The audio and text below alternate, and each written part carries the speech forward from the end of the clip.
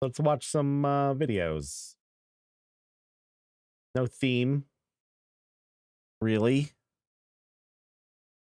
But I got a story about the future. You can interpret this in any way you want.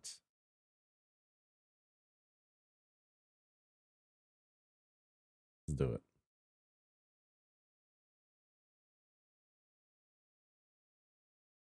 I time traveled into the future, and the Earth had come to an end. I'm not sure how I went and came back Into the from the future. future. I think it might have been a sort of warping of space-time. 3 years I ago, don't I know if I was would say this hiking with my story is dad on a scary, but mountain that we had never visited before. My family lived in the countryside, and the mountain was desolate. Even though it was near our place, we never climbed that particular mountain. We would normally drive out to famous mountains with more visitors. We considered the mountain dangerous because there are no climbers in such a remote mountain with a high chance of getting lost. We could run into wild animals like boars in the mountains if we were unlucky. boars in the mountains. Dude, But they got a that day, 3070. weirdly enough, my dad suggested climbing that remote mountain. I went without worries Hey, what kind of since mountain I do you was with my have? A dad. 3070? The mountain was steeper and harder to climb than we thought, so we climbed uphill with ragged breath. However, we couldn't reach the top no matter how hard we climbed, and the sun was about to set. I asked my dad to go RTX down, mountain and he mode? agreed. But we couldn't reach the road even after a long downhill. It felt like we were going around the same spot as if we were lost. The sun was continuing to set, and I grew anxious. Dad also couldn't hide his anxiety. We were walking for a while like that, and suddenly, we heard a loud bang, as if the sky was falling apart. I screamed, frightened. The ground was shaking up and down like crazy. In that unbelievable situation, I fell into extreme fear. My dad was also in a panic. And then I couldn't see anything, as if the entire world was in a blackout. There was the sun until just now, but I couldn't see anything, as if we were in a completely dark cave. Damn. It was pitch darkness that I couldn't even see an inch in front of me. Isn't this the beginning of... Stay with me for a second. Some of you probably remember this. Some of you definitely don't.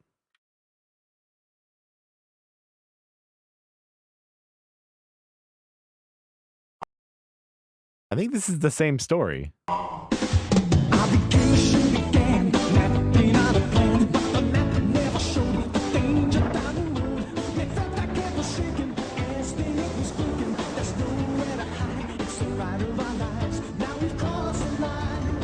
Right?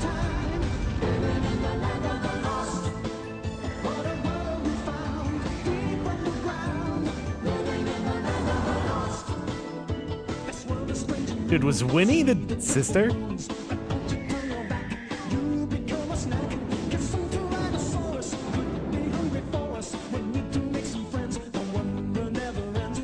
I hated that monkey so much.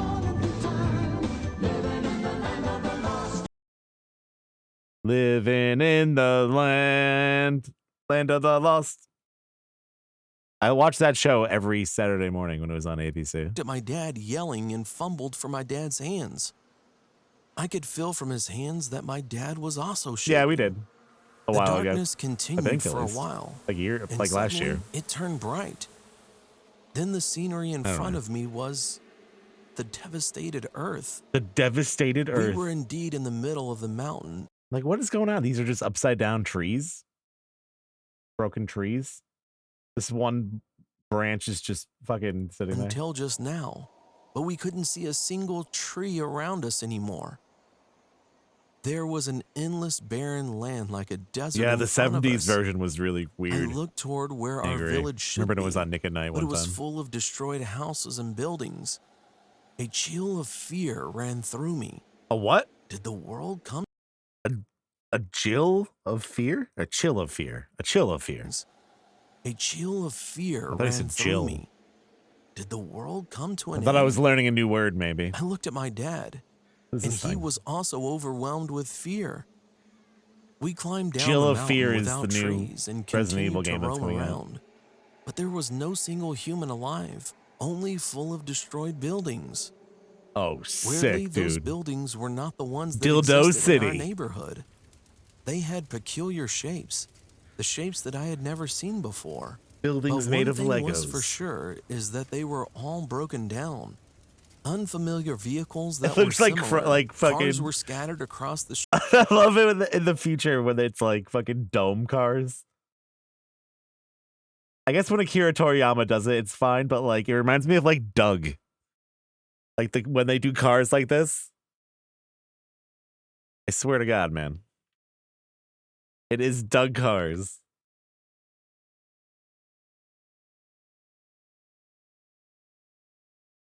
I can't find a fucking video of it. Doug Funny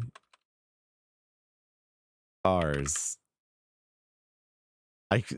Nothing's coming up.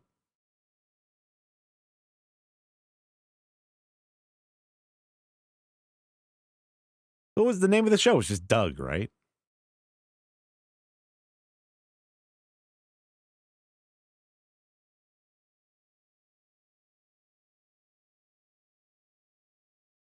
I guess we'll never find it. Banging on a trash can. broken. I was completely baffled. What is all this? Have we traveled to a different space? Dad and I got so scared and decided to head in the direction where there used to be a big city. We thought there might be someone there. Trusting our instinct with the direction, we walked about 3 hours north and finally Doug reached is in the a different place universe, that I looked guess, like the kinda. big city. There was indeed a big city, but also completely destroyed.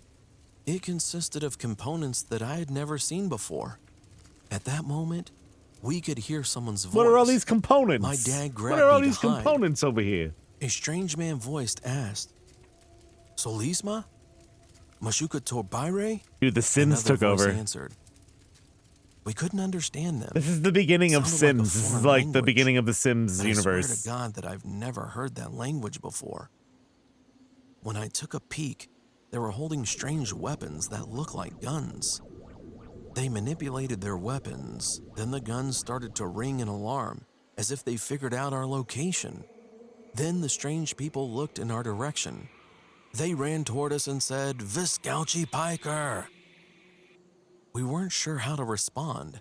I spoke in English, but they couldn't understand.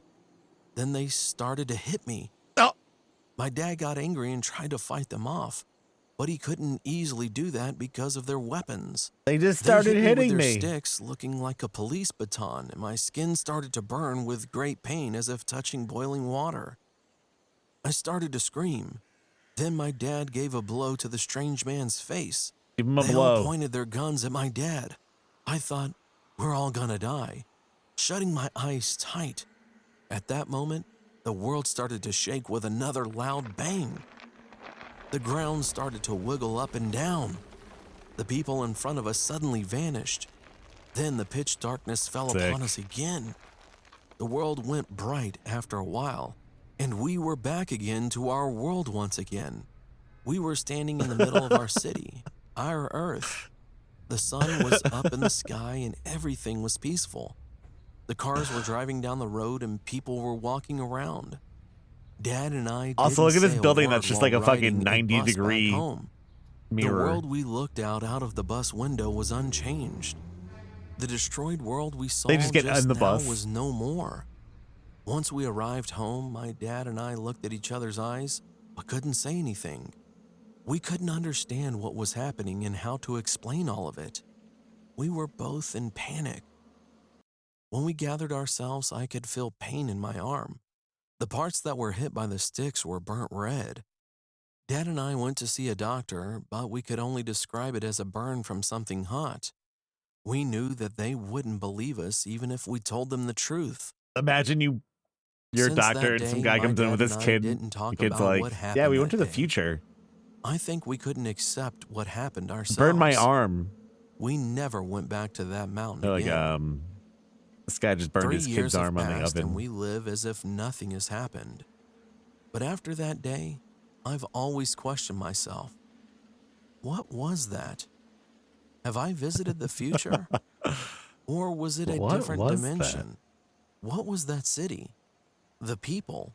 The answers to the questions are still unfound. And the truth still is a mystery. What do you think that was? Do you think that they were just like a cyborg? That's why their arm like got damaged like that? What was that?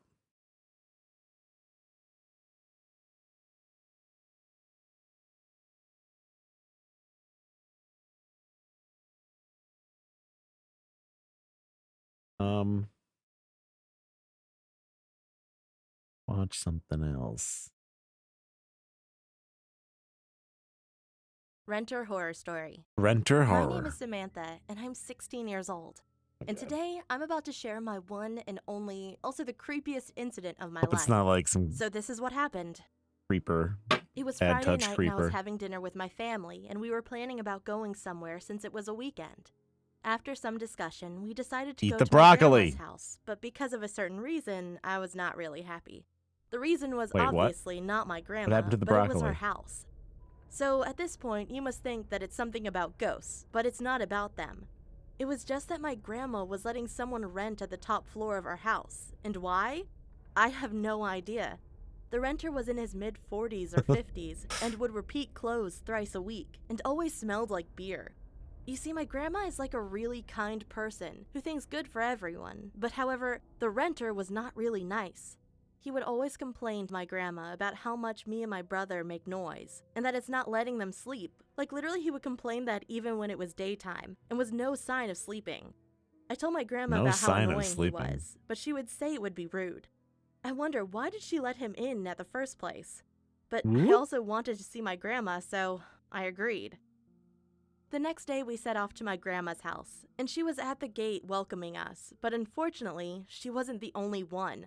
The renter was standing at his window, Just giving brooding a disgusted look on our ominously family, in the but I window. was just so habitual of that look that I just ignored him. Grandma had baked her special muffins for us, and I don't know how, but every single grandma likes to bake stuff. Like, you must have heard this line in every single grandma story. Me and my brother ate them as if they were just one piece in the whole world. After we were done with eating, Yeah, you guys got any my grandma elders stories kept for on me? talking, I and need my more brother grandma pulled me stories outside and told me to play for with my him. collection. As an older sister, I couldn't deny. So he suggested to play hide and seek, and I agreed Also since I'm pictures also of a them. huge fan of hide and seek. So of course I was elder, and I was this dinner. And muffin Stupid recipes. Kid rules. Anyways, I counted till 50 and started searching for my brother. Oh, also, did I mention my brother's name? It is Tim, though. I searched around the bushes in the backyard, but I couldn't find him. Then I searched the entire house, but he wasn't there either. Now I was starting to get worried. And then suddenly a thought popped in my mind. What if he is in the renter's house? I got worried because, as I told you, the relationship of me and the renter is not so good. Not I thought so that I good. can deal with it alone since I was 16. So I gathered some courage and went upstairs. I don't know why, but I didn't want to ring the doorbell because I didn't want to see the renter. Luckily, the door was open. I stepped in and the first thing I sniffed was beer and something rotten. I didn't feel right, but I had to find my brother. A pretty fucked up As story, soon as I man. took a glance around the room, it was just as I expected it to be. Messy. It hurt to see where it went to after my grandma gave this to Messy. the man. I tiptoed towards a room and opened the door and whispered, "Tim?" I mean, it's Timothy?" like Google There was no Translate. response. I'm pretty sure. As But that's soon like as I half the went toward fun the is- kitchen, the smell got stronger, and there all he good. was, the renter, sitting on the shelf, looking outside the Oh window. my god, it's like anime. Fortunately, he didn't spot me. To my surprise, I could also see a lady's head sticking out for an unclosed drawer in the kitchen. I let out a short shriek. It's and like a suddenly cat looked shelf. back It's and just like I a normal stopped looking shelf. at him. Then he again started looking It's at for the a window. person. Also, looks Then I like there's heard a my dead brother body in the screaming shelf. my name downstairs. Drawer. The man suddenly stood up, opened the window, and shouted, "Shut up, you little toddler! Can't you just look for your goddamn sister yourself?" Got him. I sighed and thought that at least I got relief Fucking that my brother is got 'em. downstairs. I was thinking of going back and telling all of this to Mom until my brother screamed back and said, "I saw her coming into your house. Can you search for her?" As soon as I heard it, I rushed downstairs, grabbed my brother's hand, went into my grandma's house, and slammed the door shut, and told my parents and grandma everything I saw. They then called the police. After 5 minutes, we could hear the sirens of the police cars, but as soon as they reached our front door, they started beating someone up and telling the person to surrender. Then my mom Damn, opened the the door, fuck? and there he was, the renter in handcuffs.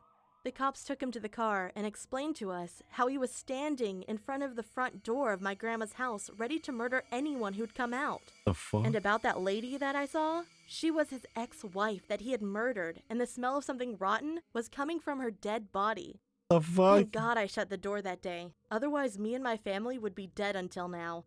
From that day, Until my now when grandma we came never back to let life. anyone rent on the top floor. Yeah. Probably for the best.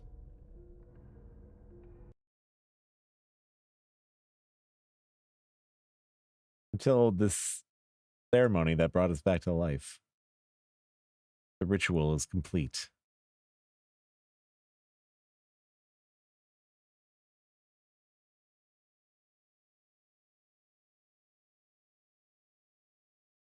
The ritual is complete.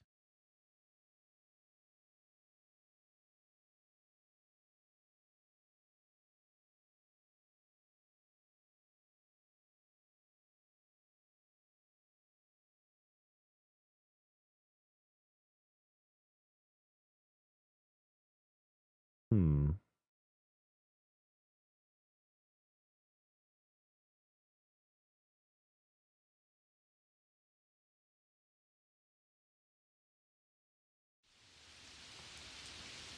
About 5 years ago, I worked at a job where I would finish late and end up driving home around 1 in the morning. Most of the route I took was in the countryside surrounded by woods. I drove past quite a few people who needed help. You made a so I HelloFresh always had meal? jumper Nice. cables, spare Oh yeah, gas, today's the and other last day tools for I might need in HelloFresh. my If car. you want to sign up, anybody. One rainy night, when I was it driving out. home, I noticed a parked car on the side of the road with their hazard lights on. I pulled over in front of their car and I got pulled out to over, see what fucking was the skidded problem. around their When I car. got out, 2 young men in their 20s stepped out. I asked them what the problem was, and one of the men said their car wouldn't start and asked if I could help them. I don't know what it was, but I instantly felt on edge around these guys like I needed to be on guard I like or this something. POV. You I already asked get it. one of them to Nice. open the hood. Yeah, I if anyone's expected one of interested. them to go back in the Oh car my god, he's and pop the pogging. hood. However, one of Wait, is he pogging? What the hell's going on? Is he blowing a bubble? them just sort of signaled someone in the car. That's when I really looked into the car and noticed there were 2 more people inside. What the fuck That's is when I happening to felt that like guy's head? something was really wrong. I opened the hood and took a quick look. I noticed one of the men gave a nod to the other men in the car. I was believing my instincts at that point, and that something bad was about to happen. I quickly thought up an excuse to get back into my car. I said to them that I think I knew what the problem was. I would just go back to my car and get the tool. Looks that like I his needed. face is melting I off. walked back to my car trying to look normal. His I brain is remember thinking acid. one of the men was going to attack me from behind. When I got close to my car, I quickly got inside and started my car and drove away. I'm glad I knew it was a trap because shortly after, a car came speeding down the road behind me. Of course, it was the car claiming to be broken down. The man driving kept turning into my car, almost making contact. One of the men opened their window and was throwing what I guessed was loose change and junk at my car. The same guy throwing things then pulled out a knife and started scratching and stabbing at the windows, causing them to chip and crack. The fuck? Just driver hit your turned his brakes. car into mine. This time, Literally making just slam on the contact. brakes. I had to Stop turn my drive. car into theirs just so I wouldn't crash off the side of the road. I slammed on my brakes and so did they shortly after. The men then got out of the car And then turn started running around. toward mine. At that point though, I had already started driving and drove past them in the car. I don't know if I lost them or if they just gave up, as I didn't see them again after that. Also, I've just never drive to a feared for police my station life as much as immediately. I did that moment. About But 3 obviously, if days you're in the middle of later, nowhere, you can't do I that. read on the news that 2 men had been robbed and severely beaten by a group of men who claimed that their car was broken down. I'm glad I trusted my instincts and knew to leave. I knew to leave. You mean your shit got fucked up? You ran your car over. This story happened about 5 years ago. My dad had recently retired, and we had always talked about touring the United States. We bought a third-hand RV and began our road trip around America. Nice. We were about halfway through our journey, and so far we had no problems and enjoyed all the places we visited. The RV had a few problems being third-hand, but nothing too serious that we couldn't fix on the side of the road. We were driving late in the evening around 10 o'clock when the RV started to make noises. That was usually an indication to us that we needed to get out and make a few adjustments. We pulled into a parking lot next to a bar and took a look, and I suggested that we take a little break and had a drink in the bar. As we were walking towards the bar, I noticed there were motorcycles parked outside. They're gonna knock over the motorcycles, It aren't actually they? looked like a motorcycle gang was hanging around. We were in the bar and we had some food and drinks. At one point, I looked around the bar and I noticed two men who were in motorcycle jackets pointing in our direction. Oh, fuck. The two men approached us and aggressively told us that we were in their parking spot and needed to move. I knew my dad was going to say something. Dad is I like interrupted so him before he derpy. could speak and said to the two men that we'll move our RV. I wasn't going to cause trouble. These men looked dangerous, and there were more outside. We paid the bill and we left the bar. As we were outside, I remember that we hadn't quite fixed the RV yet. I told my dad to wait inside and I will finish adjusting the RV so we could get back on the road as soon as Dad, you possible. just fucking distract them. One of the men who approached us earlier asked why we weren't gone yet. I told him that the RV had some problems and I needed to fix it. The man told me in a very stern voice that we better be gone in 5 minutes. He made a point of revealing his handgun as he said this. I quickly finished the No RV shirt. and we got going again. While we were driving, I heard motorcycles loudly behind us. One bike sped up and got in front of us while the other one surrounded the RV. I didn't understand why they were after us. We did everything they said and they were still harassing us. I knew the men were armed, and if we stopped, we were probably going to get hurt or worse. I told my dad to continue driving no matter what. I tried calling the police, but I couldn't get through. My dad said just to keep calling them until they pick up, so that's what I continued to do. The RV started to make noises again, and it wasn't long before the engine cut out, and we had no choice but to stop. The men got off their bikes and started approaching the RV, but for some reason they quickly turned around. What if got they were on their just like, bikes, hey, we and just want to drove give you a away. hand, and they like fix the RV My for dad them, and pointed then they in just front, like went on their and way. He said, "There's the police." We saw flashing lights coming down the road. I got out on the side of the road just to try to stop the police car, but as it got closer, I saw it was an ambulance. The flashing blue and red lights were enough to scare the bikers away. Me and my dad decided to let it go. We fixed the RV and continued our trip. I'm to this day grateful that the blue and red flashing lights saved me and my dad from probably death.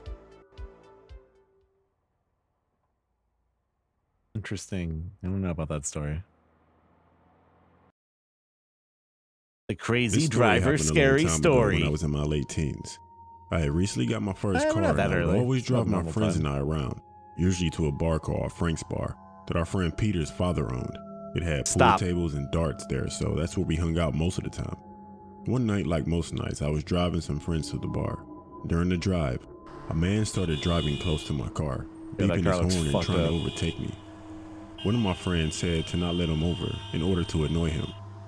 I didn't let him pass. My friends and I laughed at the man's frustration. For some reason, the man slammed on his brakes, nearly crashing into a barrier on the side of the road. We continued to laugh. Then we Stop. arrived at Frank's Bar. We had dinner, played pool, and had a few drinks. As Peter's dad owned the bar, we would always stay late past closing time. My other friends had left a little earlier that night, so it was just me and Peter. It was midnight when I decided it was time to head home. I said bye to Peter and his dad, and I left the bar. When I got outside, I expected my car to be the Peter. only one in the parking lot, but there was another car parked near mine. A man was standing outside his car, sipping on a liquor bottle, watching me. I knew right away it was the man that nearly ran off the road. I kept my head down, Why is he trying not to make drinking any eye like that? contact, and I got into my car. When I got in and started my car, so did the man. How does he have no hair? I drove off down the road, and so did the man following me close behind. I barely got down the road when the man started aggressively tailgating me. He drove up beside me, waving his hands at me. Arm It all looked bloody. like he wanted me to pull over. I wasn't going to, and I continued driving and looked away. The man started beeping his horn, and when I looked back at him, he was holding a handgun, pointing it right at me. My instinct was to drive faster, and the man accelerated as well. I saw my mirror, and the man somehow lost control of his car, causing him to swerve. I didn't see what exactly happened as I was focusing on the road, concentrating to driving fast and to get away from this guy. I didn't see that man again that night, and from then on, I always worried when I went back to Frank's bar that I would see that man again. Thankfully, I never did. Then he was there. He almost didn't stop him. Interesting stories. Be careful when you're driving of motorcycle gangs. You never know. Also, yeah, the last day for HelloFresh. If you're interested in HelloFresh at all, the promo underneath the stream. It's like 16 free meals, some other stuff. And it does help out the stream a lot. If you're interested at all. The last time I'll probably talk about it will be today, so. Just saying.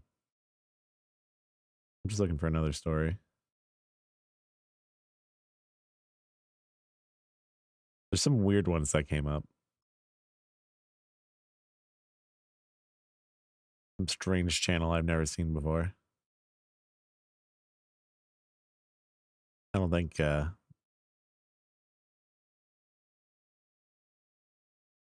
gonna check that one out.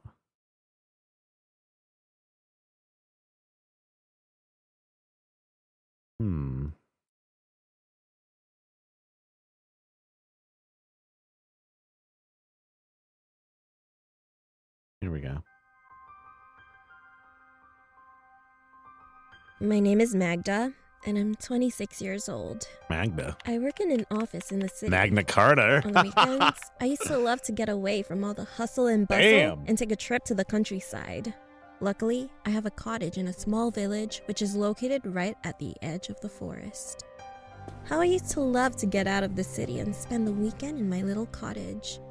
Why did I stop? Well, I'll tell you. After a hard week at work, I needed to rest, so I decided to get out of town. I went home, packed my bags, threw them in the trunk, and drove off.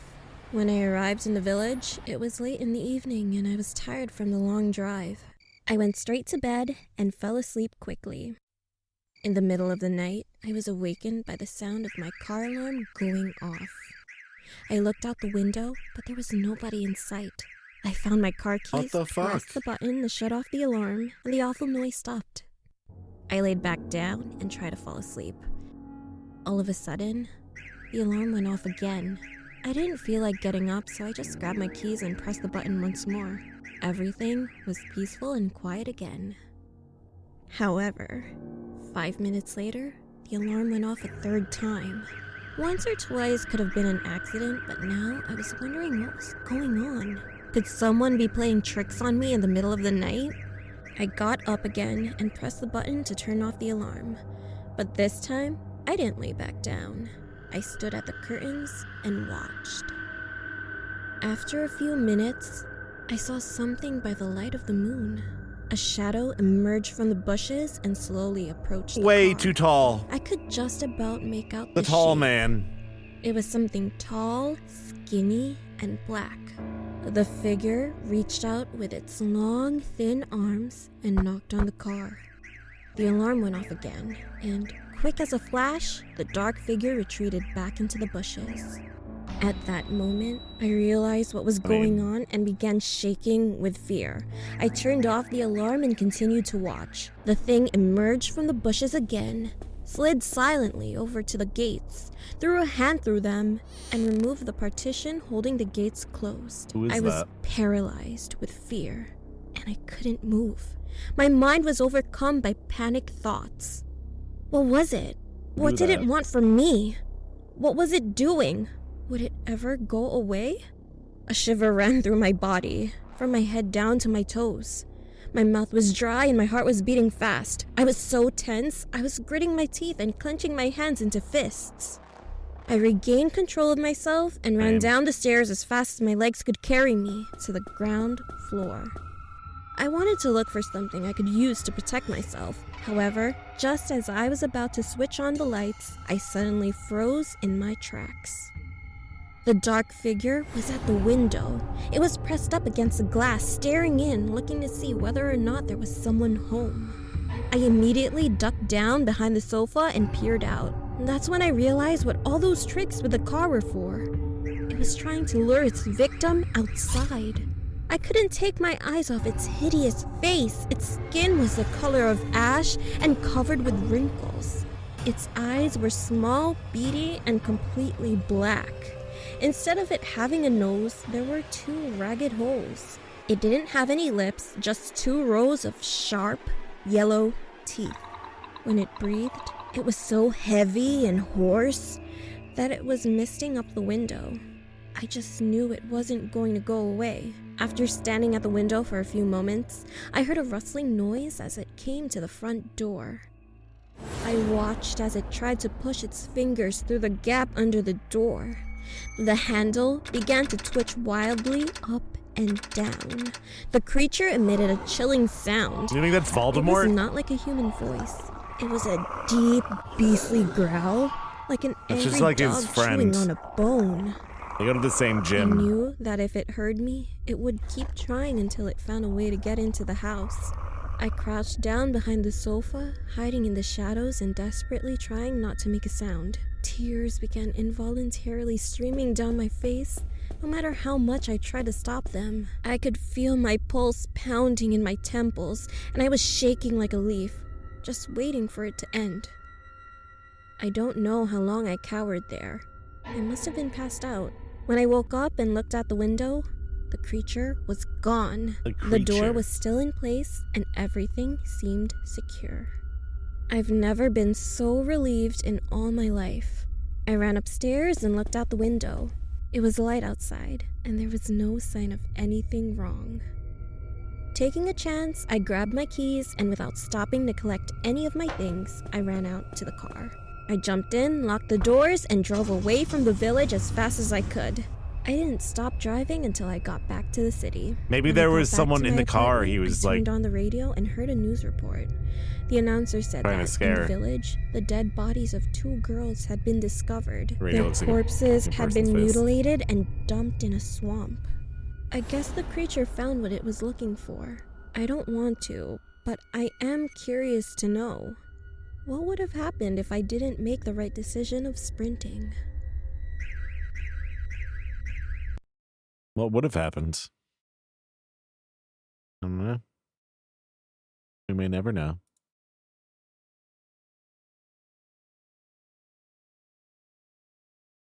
One thing's for sure.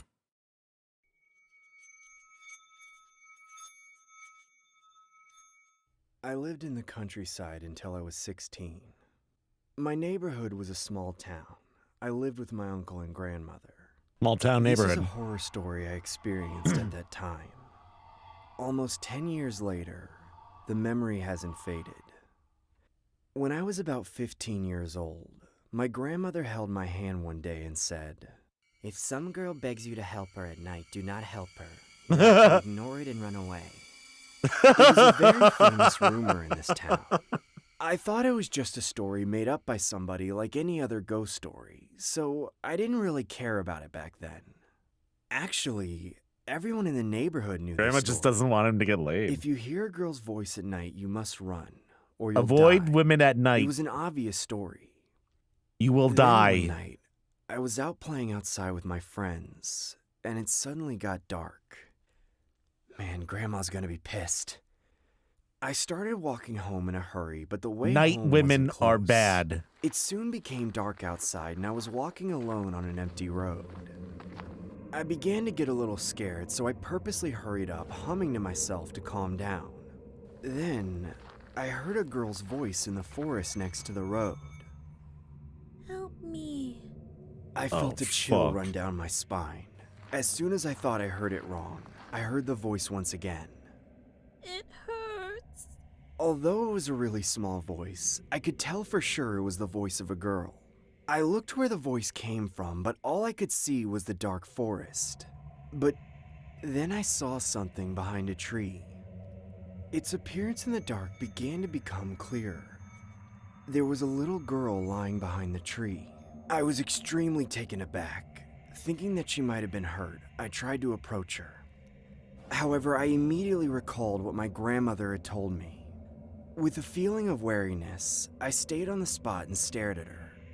Then, the girl moved slightly and said once again, Is anybody there? I couldn't see her clearly in the dark, but something was unnatural.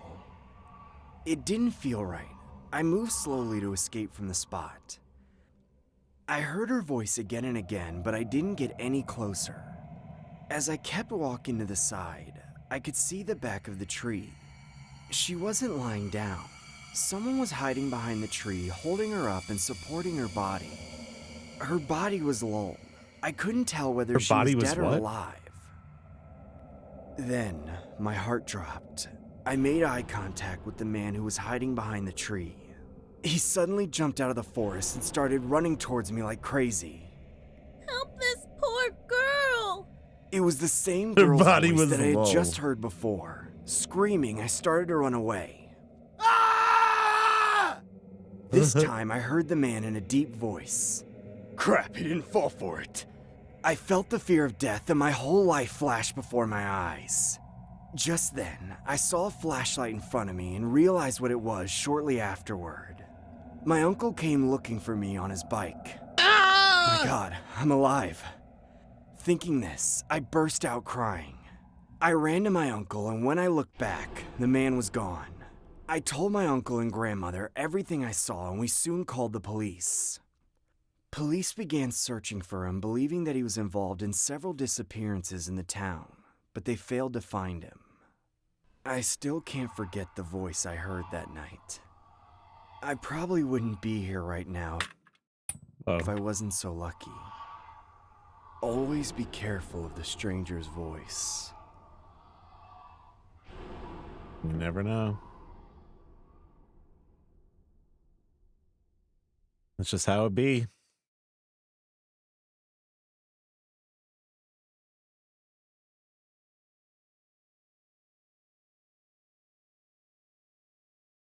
You never know.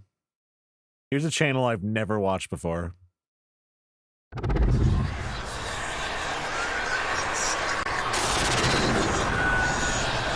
I don't know, man.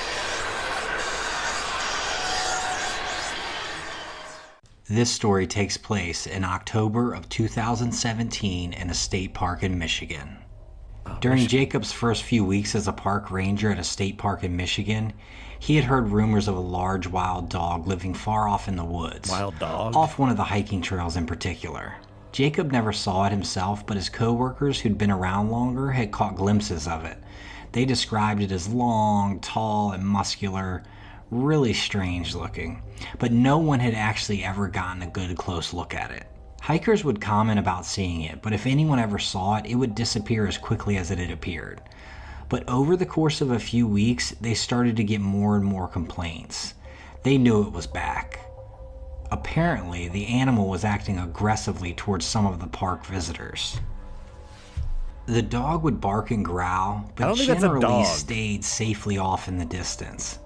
It did, however, go as far as to follow some people who were walking along the trail. Jacob and the other rangers would search, but by the time they arrived where people claimed to have seen him, he was gone. Thankfully, the dog never hurt anyone, but they were worried that it might come to that if this behavior continued. One day, a couple claimed that they had been stalked by the creature high up in the mountains, near the area where the trail actually completely ended. Jacob and another ranger headed off around noon to see if they could track the animal's whereabouts. They split up to cover more ground, with There the he goes. walkie-talkies in hand in case they saw him or found his den. They were armed with typical park ranger weapons, batons, pepper spray, so they felt they were more than ready to handle a Batons. dog living in this park. They spent all afternoon and evening All of a sudden, searching, and it was hyper-realistic starting to get weapons. dark. Jacob was thinking that they should pack it in and just look again tomorrow. Isn't that just a filter? Just then his walkie-talkie actual things? erupted. It was the other ranger telling him to meet him by the big oak tree, saying he found something and to hurry it up. The oak tree Yeah, they was all on look the like path evil that had a eyes. fork in the road, where one path They all led have the higher eyes up of into the Alan from mountains Smiling and the other Friends. down to a small waterfall. The other park ranger helped guide Jacob along and eventually off the path deep into the forest. Oh, yeah, let's After a see, short Omega. walk through the trees, he met up with him next to a dirty tent with animal bones and skins all around it. Jacob asked if he had checked inside, but the guy obviously said no. Yeah, he had wanted to wait for backup just in case he got a little Waiting more for than he could backup. handle. They called out to whomever or whatever might be in the tent, but they got no reply. They shined their flashlights at it, but couldn't see an outline or movement or anything. After waiting a while, they figured that no one was in there. Jacob stepped closer to check out the inside of the tent. The other ranger stood back as a lookout in case the dog came back. Jacob unzipped the front and a horrific odor came from the tent. No, Dead it's a animals of fucking all rabbit. sizes were inside the tent. There was Dead also rabbit. a small metal cage with squirrels inside. Jacob was horrified. They couldn't explain this. Before Jacob knew it, the other ranger was calling for him to come outside. By this point, it was really dark. Jacob wasn't even sure where he was. Once his eyes adjusted to the dark, he saw his comrade standing in front of a tree, flashlight pointed up, his sight fixed on something. Jacob looked up and squinted into the darkness and saw it too. There it was. There A it was. creature larger than he had ever seen ever, glaring down at him. Its eyes reflected the light of their flashlights. Jacob would later swear they were glowing red. It was hard to tell in the dark, but he could make out a hairy my face God. that looked human, A but furry. also dog-like. Hard to explain, even for the human leave him mind alone. to just comprehend. It had its rear legs perched on the lower branch and front legs higher up on the tree. Its fur was dark and matted with dirt and leaves, but you could still see how strong it was. It had muscles ripping all over its body as it held Just onto the straight tree away from the branches. con. Its eyes All right. seared into them as it pulled back its mouth in need a some growl, water. showing these long white fangs. Before they knew what was happening, a powerful howl left the animal's mouth. It was loud enough that Jacob stepped backward and put his hands over his ears. It was deafening and disorienting, really. He didn't know what to do, let alone how to get away. Right then, the human / dog, wolf / creature, whatever it was, leapt from the tree and took off deeper into the forest. Jacob and his partner didn't waste any time before taking off in the opposite direction, back towards their office. As they made their way through the forest and back to the hiking trail, Jacob continued to look back, making sure it wasn't coming up on their six. Jacob wasn't sure if it was just his eyes or the fact that he was already on Jacob, we got a edge, furry on our but in six the here. dark, it looked like the shadow of a Initiate man on 2 evasive legs maneuvers. was following them as they walked away. Jacob took the next few days off work after that, as did the other ranger. They were pretty shaken up. The majority of Jacob's time as a ranger, he was lucky that he never had to deal with too many tough situations. But this one was definitely traumatizing. Jacob said that up until this moment, he always thought of himself as more of a fight than flight guy. But after this encounter, he wasn't so sure anymore. No one ever believed what they saw, especially when they mentioned the glowing red eyes.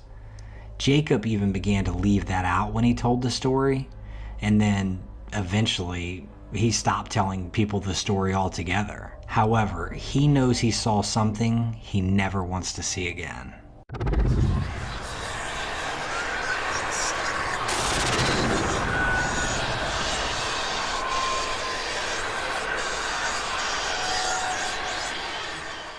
This story takes place in November of 2016 in the foothills of West Virginia.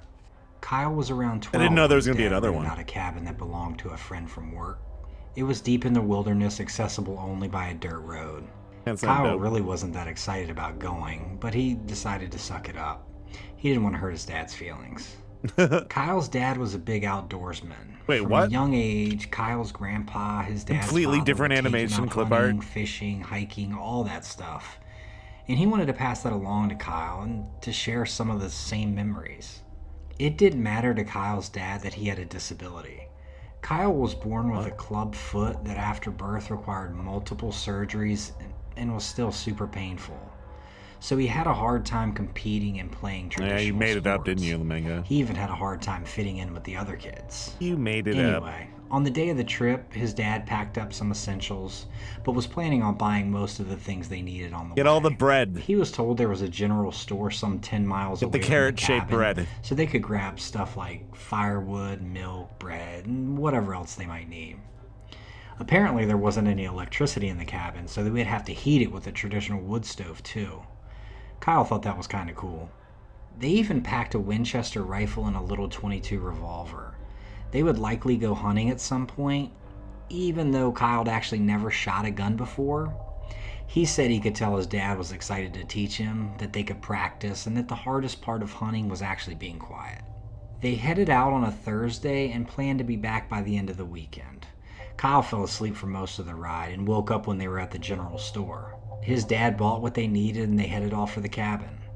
The dirt road leading to the cabin was completely dark, pitch black, and despite the headlights, you could only make out a few feet of road in front of you.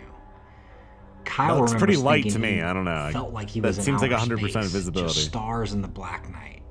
Kyle's dad drove really carefully to Not avoid even any a little bumps or dark. big rocks that could be in the road. The place was so overgrown. Tree branches were sliding along the car. Kyle could tell no one had been back here in a long, long time. He tried to look out in the forest, but couldn't see anything. It was so jungle. dark. When they finally got to the cabin, they fished out a couple of flashlights. It was dark and freezing outside. The temperature had really dropped. The guys unloaded everything from the car and brought it inside. Kyle thought the cabin was really small. He's not sure what he was expecting, but this wasn't it. There were 2 cots to sleep in, a wood cook stove, fireplace, cabinets with plates and tin cups, and a bench. And plenty of spider webs. It looked like the cabin hadn't been used in years. It totally creeped Kyle out, but his dad loved it, said it felt rustic, that they were roughing it. Felt rustic. They put everything in its place and were headed to bed. Kyle's dad asked him if he wanted to bundle up and drag the cots outside to get a good look at the stars. He said no. His dad chuckled, already pretty much knowing the answers, and they both went off to sleep. The first few days were pretty relaxing. They hung out, woke up early and cooked breakfast, hiked around the area. Kyle's dad taught him how to make a fire and how to use a compass, in case he ever got lost. They even practiced shooting the guns at some trees and bottles. Kyle felt ready to go hunting, but his dad thought he needed a little more time to practice. And they needed hunting licenses, but Kyle didn't even care about that. He was ready to hunt. Kyle didn't care about Kyle that. even remembers his dad giving him his first beer. Remembers him giving He'll his never first forget French that bitter fry. taste, the warm feeling in his belly. Kyle Afterward, loved they freedom would drag fries. the bench in the cabin outside, set up the empty bottles, and do some shooting practice. Even though Kyle wasn't super excited about the trip at first, he ended up loving it. His dad was usually always working, so it was the first time they actually spent time together in a long time. At night, they would make s'mores, and his dad would tell him stories from when he was a kid. First loves, bullies, pranks that he and his buddies would pull. Yeah, After of the course. first 3 days, even though Kyle was nervous about it, he wanted to show his dad how tough he was by taking his cot outside to sleep. His dad joined him, and they would both try to see if they could see a shooting star. That once creepy forest started to become something beautiful. One night, Kyle couldn't sleep. Neither could his dad. Despite being deep in the wilderness, they never really saw or heard any wildlife. Insects, yeah, sure, of course, but never deer or squirrels, nothing. Kyle's Never. dad was worried about attracting bears, so he made sure their food was secure whenever they went out hiking.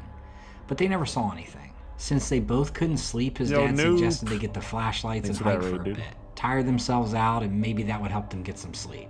With his newfound manhood, Kyle wasn't scared of the night hike. He was up for it. Though his dad suggested they bring the rifle and .22 just to be on the safe side in case they ran into something less than friendly. Kyle jumped out of the cot, eager to head out. His dad reminded him to stay close so they don't lose one another. Kyle put the .22 around the waistband of his pants, and his dad joked to be careful he didn't shoot himself. Kyle's dad threw the rifle around his shoulder, flashlight in his hand. Kyle Thanks, followed Ray, closely dude. with a Hope you had a good flashlight of his own. They had decided to hike to a little creek they had found that was Watching about some 30 weird minutes videos? away. then return back, figuring that the hour round trip would be enough to tire them out. When they got to the creek, there was a wretched, horrible smell coming from nearby. Horrible. Kyle had never smelled something so awful. It didn't take long to figure out what it was either. A few feet away from them was a deer, its body mutilated, gut spilling, and face was all torn up. It looked fresh as they could see the red blood shining off the moonlight. His dad got super nervous. He thought a bear must have done this. And more importantly, that they had just walked up on it and disturbed him. Kyle's dad knew a predator like that would not leave a fresh kill, so he knew he was somewhere close by. As they began to head back, Kyle's I dad thought they were was leading milting the for a way. second. Looked like they were Kyle just, still had the 22, shrinking. so he felt safe, but his head was on a swivel, shining the light everywhere to see if the bear was following them. As they were walking Shining the the trail, light. Kyle slammed right into the back of his dad. He had just stopped apparently. Kyle was about to ask him why he stopped, but he quickly shushed him. His flashlight was pointed at an animal, a bear. It had its back to them, eating another deer.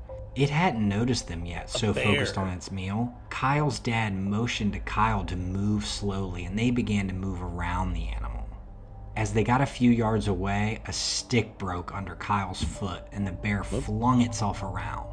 That was the moment. A bear. The moment Kyle realized this was not a bear. It had a face that was more like a dog, its big eyes glowing from the moon. It had looked to them like a bear because it was hunched over. Now the animal stood up on its hind legs, taller than the two of them put together. It had wild, mangy hair with long, muscular arms and legs. The animal began to step towards them, snarling and foaming at the mouth. Kyle's dad took out the rifle and fired 3 shots in the air. He would say later Fire he 3 didn't shots. shoot the creature because he wasn't sure the bullets would even kill him, and he definitely didn't want to piss him off, so he just shot in the air. Luckily, it startled the creature. It lowered itself onto all fours and ran away. Apparently this is just, the guys took just off all and sprinted back to the cabin, gathered as many of those things as they like could, and drove back fursuiters home. who've To strayed this from their day, cons. they'd never seen anything like it ever again. As Kyle got older, whenever he and his dad would talk about what You gotta they'd wear a seen, hunting vest his if you're dad was wearing that in sure the that woods, they saw a remember. bear, that the flashlights in the shadows must have made it Stay look safe. bigger than it actually was. If you're Kyle's cold, not convinced. they're cold.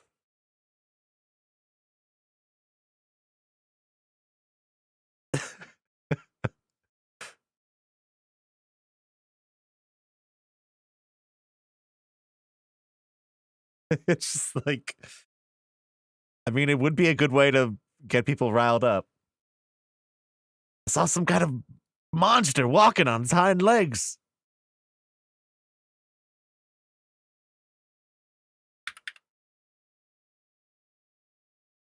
I don't know what it was. So there's a new Dr. Bob. Dark form. Check this As shit night out. falls, everything sinks into a soft blue darkness under a blanket of twinkling stars. In a nice, cozy home, in a normal, quiet suburb, a sweet little boy is being read a bedtime story by his mother. It's a classic, Little Red Riding Hood, the story of a little girl traveling through the woods to her grandmother's house, only to be set upon by the big bad wolf. A tale as old as time, with an important message for people of all ages. The tale is all this We time. should fear what lurks It's in in the the Bible. dark, since what is there is often waiting and Big watching owl. with hungry eyes. Oh, that was a wolf. As the boy lays in bed, clutching the top of his blanket, his mother continues telling him the tale. She describes the tiny girl in the red hood, holding a little wicker basket, stumbling through the dark. Oh, yes, the villain The wolf, from Little Red its Riding big, Hood, the owl. hungry eyes, weaves through the darkness of the trees, following her every move. The little boy can barely contain his fear when Little Red Riding Hood opens the door to her grandmother's old cottage and creeps inside, where she Gonna realizes remind her, that hope you're well. something is very Oh, wrong. that looks like E.T. Her grandmother looks different. Oh, I thought this was the Those neck. great Like this part. And it was like protruding from there. very wrong. Her grandmother looks different. Those great big eyes, that twitching wet black nose, those huge terrible teeth dripping with saliva. All the better to eat you with, my dear. His mother senses that her son isn't taking this well and notices that he's shuddering underneath the blankets. She closes the book, smiles, and insists that the story has a happy ending. This does nothing to ease the growing specter of fear stretching out over the boy. Could the big bad wolf be waiting outside his window, watching him with those red, ravenous eyes? Would the window really keep such a monster at bay? He doesn't feel so sure. Hey there, little The little Red boy's mother kisses him on the Riding forehead and tells him that if he needs anything, she and his father are just down the hall. He's been having nightmares lately, but that's all they are. Nightmares, all in his head. Nothing in there could actually hurt him. He's alone now, shivering in bed, trying to focus on the light of his tiny nightlight plugged into his wall, a little glowing friend that will watch over him and keep him safe. His mom and dad got it for him when he told them he was afraid of the dark. But there's still a lot more dark in this room than light. His closet door suddenly creaks open, and he bites his tongue to stifle a scream. It's an old door. It opens by itself sometimes. There's nothing to worry about at all. It's a mantra his parents had drilled into him on prior instances when this door had creaked open. Even in the dark, the little boy can make out something. The face. It looks like one of the many other shadows created by his nightlight, but it's different. Something darker than the dark. And it's moving, sliding out of his closet. A fog shaped like some unknowable creature. There's nothing to worry about at all, he tells himself over and over again. The fog leaves the closet entirely, and it starts getting closer to the boy's bed. As it rises up from the floor, the boy can see something in the fog. He can see eyes. Big, glowing, hungry eyes. Like the eyes of a big bad wolf, ready to eat him alive. He opens his mouth to scream, but only a yawn comes out. He wants to get up and run to his parents' room down the hall, but his body feels so heavy, his movements so slow and sluggish. He can't move, and the eyes of the monster made of dark keep getting closer. There's nothing to worry about. Turn the lights nothing on. to... Mom, Dad, Just go to sleep. please help me. All he can do is think about screaming, not actually make any noise, as his eyes shut, and he drifts off into the land of dreams. He opens his eyes to find that he's standing in a dark and endless forest. The trees are tall, extending up into a black and starless sky. But there's something wrong with them. Bodies, hundreds of them, old and desiccated, are speared onto their Damn branches, sick. their faces locked into what looks like permanent, silent screams. A thick, viscous black liquid drips from some of the bodies, pooling into what looks like puddles of tar around his feet. When he looks down, he sees that he's wearing strange, old-fashioned clothes. His shirt is bright red. There's a low, bassy growling behind him, like thunder, like a rumbling earthquake, primal and Like a deadly. thunder. He can feel it vibrating in his bones. Moving slowly, as though he was underwater, he turns and sees the beast looming behind him. A giant wolf-like monster made from shadows, teeth cut from jagged black glass, eyes glowing and hungry. He's never been so terrified in his life as he is right now, standing in front of this monster that seemed to be the literal embodiment of fear, the embodiment of deep animal terror, the beast that haunts the dreams of every frightened boy and girl. It growls again, and he begins to run. But it's not real running. It's dream running, as if the gravity were too strong, slow and cumbersome through the thick, confining air. He keeps pushing through the resistance all around him, but the wolf made of shadows moves quickly. It weaves through the trees, its mouth dripping wet with hunger, its eyes emitting a dim glow like the nightlight back in his bedroom. He runs for what feels like hours, tears streaking down his cheeks, until finally he can see salvation in the distance, a house standing in the middle of a clearing in the woods. But not just any house. It's his house. In the logic of the dream, he knew that his mom and dad would be inside. They'd help him. They'd keep him safe from the monster. Elementary. He just needs to get there. He just needs to survive. He finally reaches the front door and tries to open it, but it's locked. So he hammers his fists against the wood, screaming and crying for his parents. He looks over his shoulder and sees the shadow wolf charging towards him through the darkness of the woods, its huge dark feet hitting the ground with the speed and force of gunshots, getting closer and closer and closer. With one final desperate pound of his fist, the door to his home finally swings open and he falls through. The door closes behind him as he hits the floor, and the sound of the wolf is gone. He gets up and looks out of a nearby window, to see that there's no forest outside, just his neighborhood again, underneath a starless sky. He looks down and sees he's not wearing those strange, old-fashioned clothes anymore, This is the just wolf the 20 same miles pajamas away. he'd worn to bed. Are things back to normal now? Had it all been a dream? He tries a nearby light switch, but nothing happens. Still dark. That dread comes creeping back in. If it had been a dream, what did that make this? He starts making his way up the stairs, calling out to his mom and dad. But there's no response. He climbs further, walking down the hallway towards their bedroom door. The hallway seems so much longer than he remembered it, but for some reason, he never stops to question the discrepancy. He just wants his mother and father. Not long after, the little boy reaches the door to his parents' bedroom and opens it. The room is so dark, but he can make out their forms lying in the bed. He approaches, calling for them again, but there's no response. Instead, he just hears an awful wheezing sound, like air being let out of a balloon. When his eyes adjust to the dark, he sees that something is terribly wrong with both of his parents. They're now old and thin, Their face became with sickly pizzas. yellowing skin hanging from their bones. Their eyes, milky with cataracts, are set deep in their jaundiced faces. The mere sight of them forces a gasp out of him. Their heads slowly turn with audible crunches. Their chests rise and fall in those same slow, mechanical exhalations. They both look like life hurts for them now. The little boy begins to cry. They beckon him closer, wanting to comfort him, but he's too terrified of their appearance to take a single step towards them. His mother opens her thin-lipped mouth, revealing rotten teeth, and says, "Sweetheart, I'm so sorry, but Mommy and Daddy can't take care of you anymore. We can't even be here for much longer. We need to go. I'm sorry that we don't have more time." The little boy can see his parents aging by the second, getting thinner and frailer and sicker right in front of him. His pity and fear outweighs his revulsion, and he steps forward to embrace them. They're so terribly cold. He grips his mother's hand, but he can feel the bones turning to dust inside her paper-thin skin. "It's going to be okay, darling," she whispers, her voice hoarse and brittle in her final moments.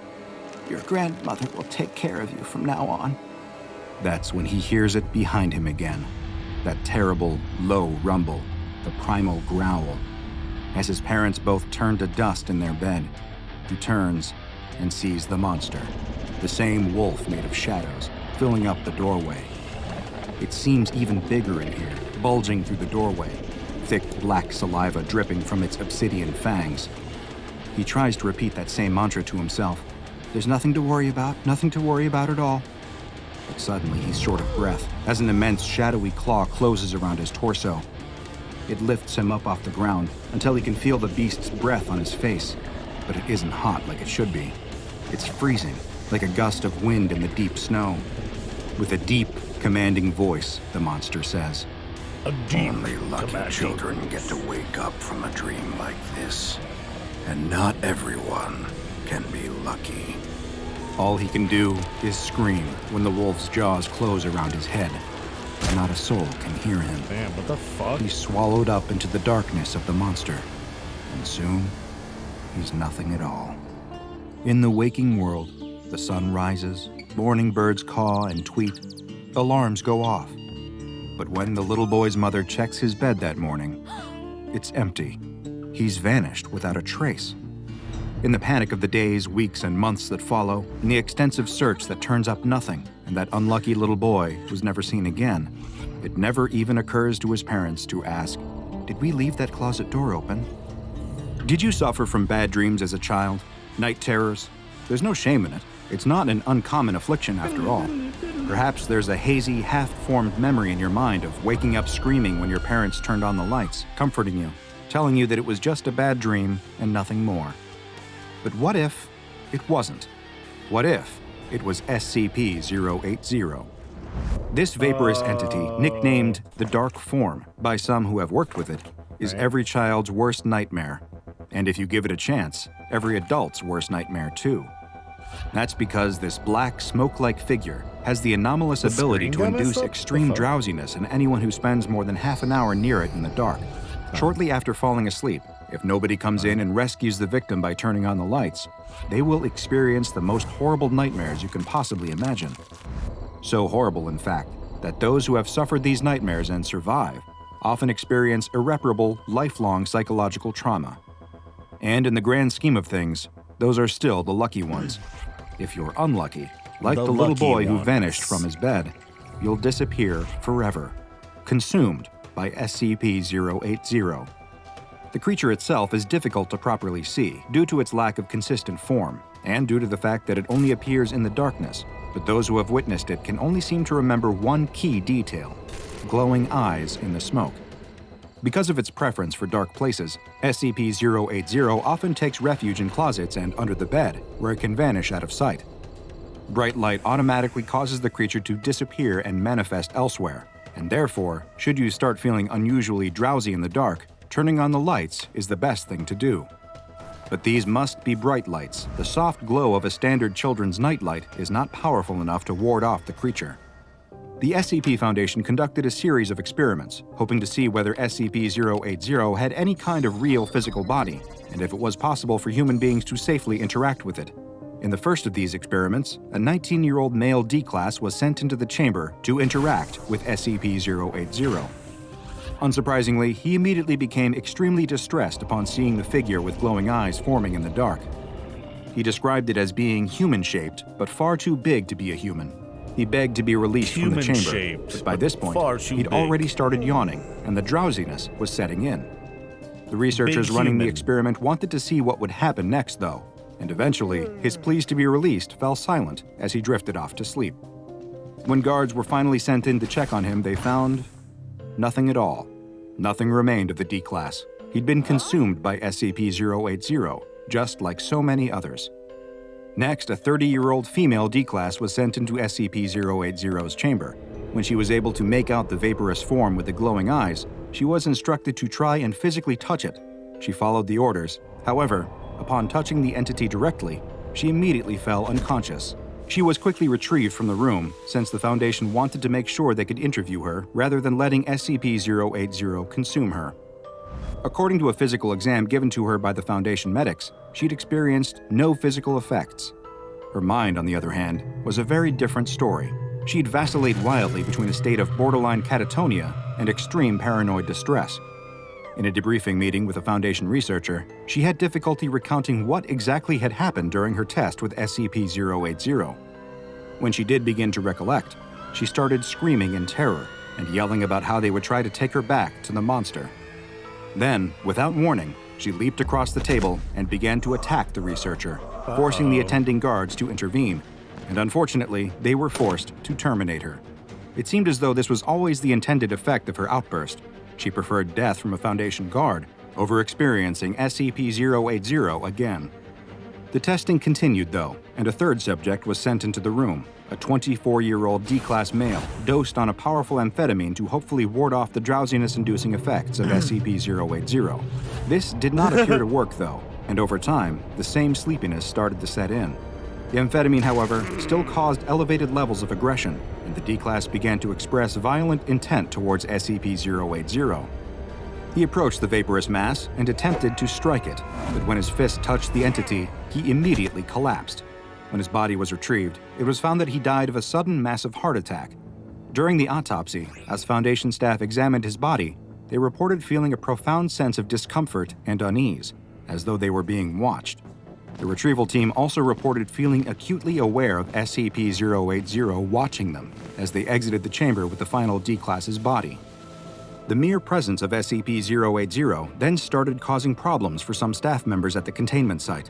The researchers assigned to SCP-080 reported strange and unsettling dreams, Seen that guy and that they before. were occurring at an unusually frequent level, disrupting their sleep patterns and, by extension, their work performance. This led to them discovering the possibility that SCP-080 may have some kind of hazardous mimetic effect that can linger among its victims even when they aren't in its direct proximity.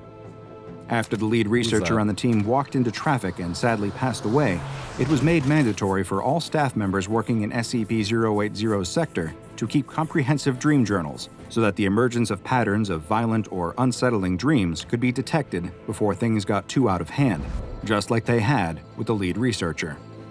However, the lead researcher would not be the last to lose his life to SCP-080.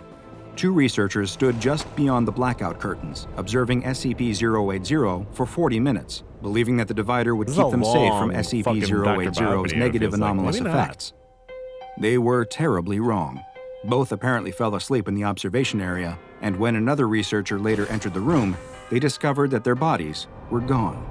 However, strangely enough, everyone working in that sector of the site found that they did have a better night's sleep after the incident. Staff were reminded to exercise maximum caution whenever interfacing with SCP-080. Their direct exposure should never exceed 30 minutes under any circumstances, even the section of staff members that, for some reason, are completely unable to see SCP-080 and appear to somehow be immune to its effects. Considering the fact that everyone around the site started feeling better after the strange incident concerning the 2 missing researchers have sought O5 Council permission to feed a D-class to the monster once a month in order to negate the damaging effects it has on site staff mental health. Oh, okay. Despite the protests of the Ethics Committee, a member of the Council approved the measure. SCP-080 is contained in a 4-meter by 4-meter room with a smaller antechamber located on the south wall for easy research access. There's also an observation room on the north wall, separated with blackout curtains to prevent light from getting in and dispersing SCP-080. Good idea. Containment procedures dictate that SCP-080 should never, under any circumstances, be removed from the chamber. Any light-producing devices are also forbidden. While the Foundation currently has this monster under lock and key, all it would take is a stray ray of light to free it once more, which has warranted it being given the Euclid containment class. All members of staff are also kindly remembered to stop referring to this creature as the Boogeyman. After all, there's a lot of power in giving a fear-manipulating creature a name like that, and the last thing we want is SCP-080 having more power than it already has. Now go and watch another entry from the classified files of Dr. Bob, watch out. like SCP-1471, Mallow version 1.0.0, for another SCP that won't leave you alone once it has you in its sights. And make sure you subscribe and turn on notifications. That was a good video. Check this video out. Here's a link.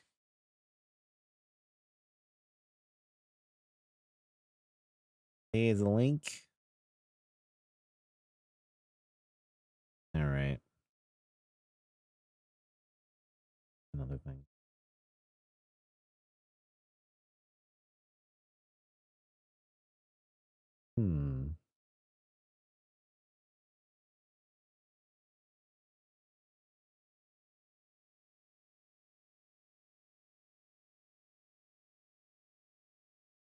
Yeah, Dr. Bob reminds me of Professor Oak a lot. They look exactly the same. That makes you think. I don't know, dude.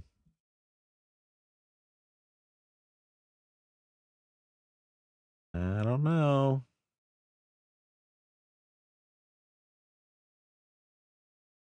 What the hell else do I want to watch?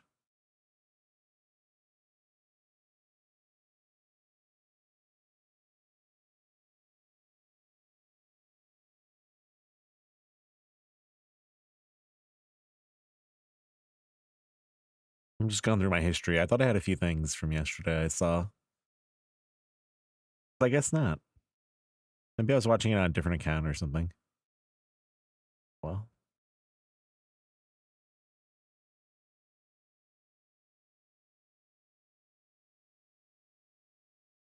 Oh, well.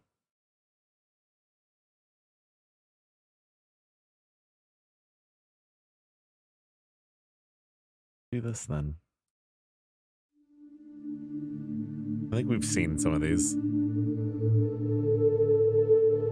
The X's, we've seen that. Oh yeah, we've definitely seen the divorce. My wife and I bought a house that was quite cheap for the area, and that was 2 years ago. We have 2 daughters together. At first, everything was fine, and nothing out of the ordinary ever happened. Then one day we would find every chair, pot, jar, and other household objects all divided into 2 corners. One corner of the household objects had a red mark on them, while the other half of household objects had a blue mark. We tried putting things back to where they were supposed to go, but everything ended up being divided into their corners again. Oh. Then one day I awoke with a blue mark on my arm, and same with my oldest daughter. We both found ourselves with the other household objects that also had a blue mark on them. My wife and my youngest daughter had a red mark on them, and they awoke alongside the household objects that had a red mark on them as well. We then brought in a psychic, and she told us that the spirits from the married couple who used to live in this house are now finally divorcing in the afterlife. They have split up everything 50-50. They got divorced in the afterlife. Red and blue. Red is for the deceased husband, and the blue is for the deceased wife. Get new My stuff. wife and I looked at each other, as we both knew we would be taken away. We knew we had to get out of this house or sell it as quick as possible. Then one day, some of the household objects that were divided into red and more like blue dead dwarves. had disappeared. Our daughters were part of the disappearance. The two spirits are slowly taking their 50-50 divorce splits. Me and my wife are just waiting for us to get taken now.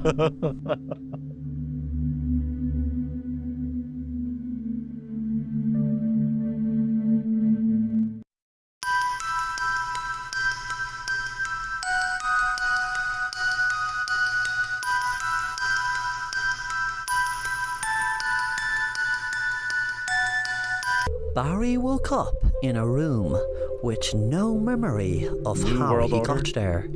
His joints ached, and Barry, he wake felt up, your joints ache. strange. He saw a camera up in the wall, staring right at him. Then suddenly, two men walked into the room. One man said, "Hello, Barry. Relax.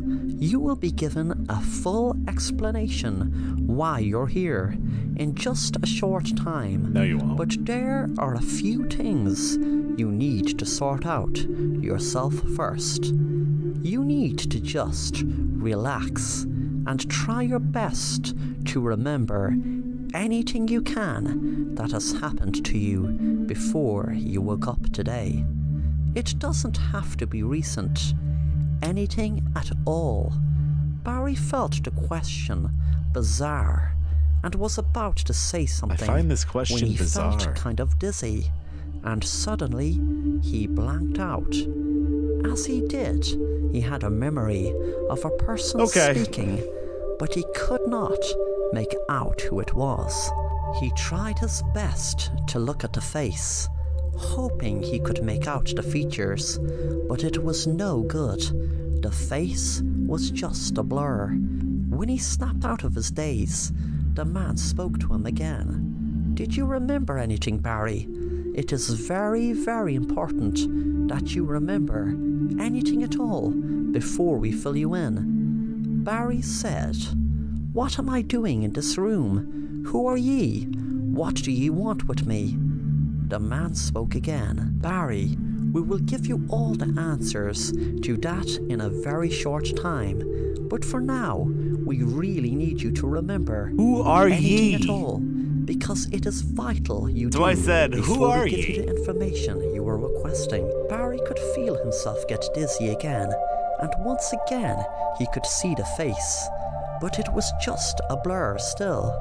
He wondered who the person was, knowing that's probably what the weird man is asking him. Who is that person that is so blurry to him? It was driving him crazy. When he snapped out of his daydream again, Wake up, the man Barry. asked, "Do you remember anything, Barry? What is it you see when you black out?" Barry. Barry said, Where the "I fuck see is a Barry?" face, but it's a blur. I can't make out who it is." The other man spoke this time. "You're doing great, Barry, but before we tell you what is happening, you need to see that face. You're not ready to hear the truth until you do." Damn. Suddenly Barry blacked out again. You're not ready And he could see a for the person truth, walking Barry. towards him, but the person was still a blur. until suddenly the blur became clear. Barry, that blur, and he was looking it was you. at the face and realized he was looking at himself. He said to the men, "It's me. That person who was a blur is me." The man said, "That's good, Barry. You're in a good state when you realize that is you. Barry, you paid a large amount That's of good, money Barry. in the year 2020 to a secret government organization to do to you what is happening right now.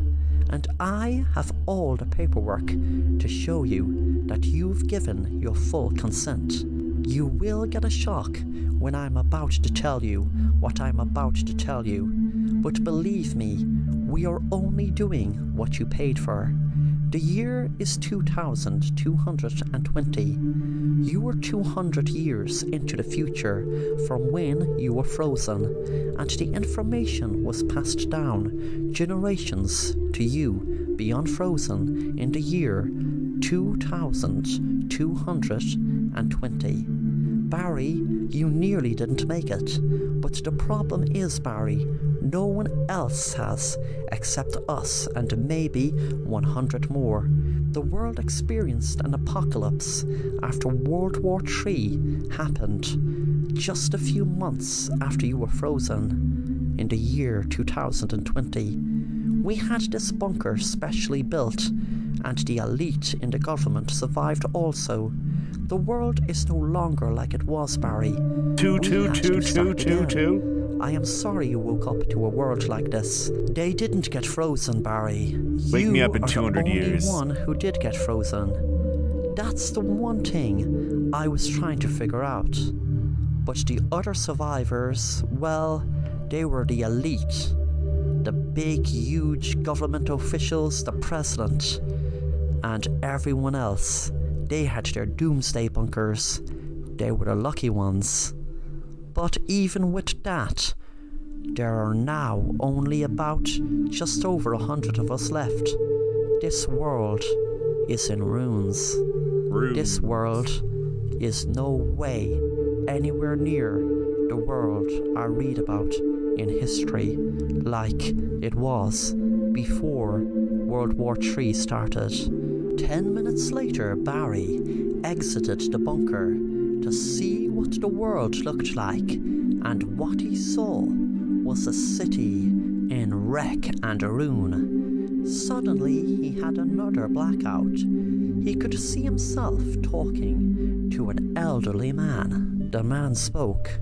"I will do this for you, Barry, as I don't have much time to live I will do with this, my Barry. crippling disease. Once you're in the bunker and safe and frozen, I will detonate the biggest nuclear missile this world has ever seen." Barry suddenly snapped out of his flashback. The man was standing next to him. This city you were looking at was built about 195 years ago. There were about 10,000 survivors in the bunkers then, just after World War III ended. Wait, so Barry did it? But It was Barry's fault? not many are left. And unfortunately, people aren't in a rush to bring new life into this world. Would you blame them? By the way, Barry, what made you decide you wanted to get frozen until the year 2220? Barry couldn't tell the real answer, so just said, "I can't remember."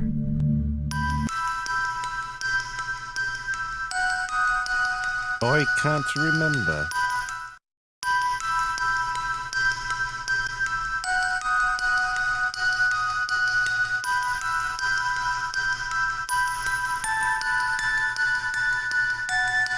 Oh, this is Simon real was music. walking Oh, my down God. the street, ready Did to not mean to deliver yawn a as soon as I started package to talking. the local What was TV the reason? station.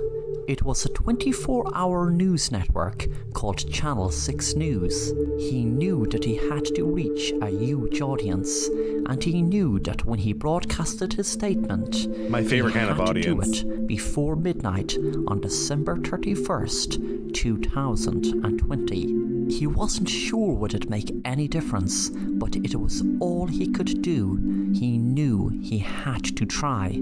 He met the security guard and told him he had a package to deliver. The security man brought him into the office. Once inside, Simon took out his gun and pointed it at the security guard and said, "Okay, listen to me. I am not playing around. Take me to the main news broadcasting room. I want to go live before midnight. It is now 11 p.m, so I am not kidding. Take me there now."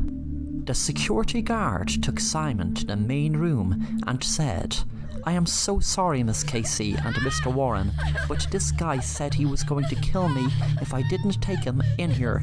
He told me he wants to broadcast a statement." The presenters were stunned, as were the camera people in front of them and the people upstairs looking down from the control room. Simon said, "Okay, what the man said is true.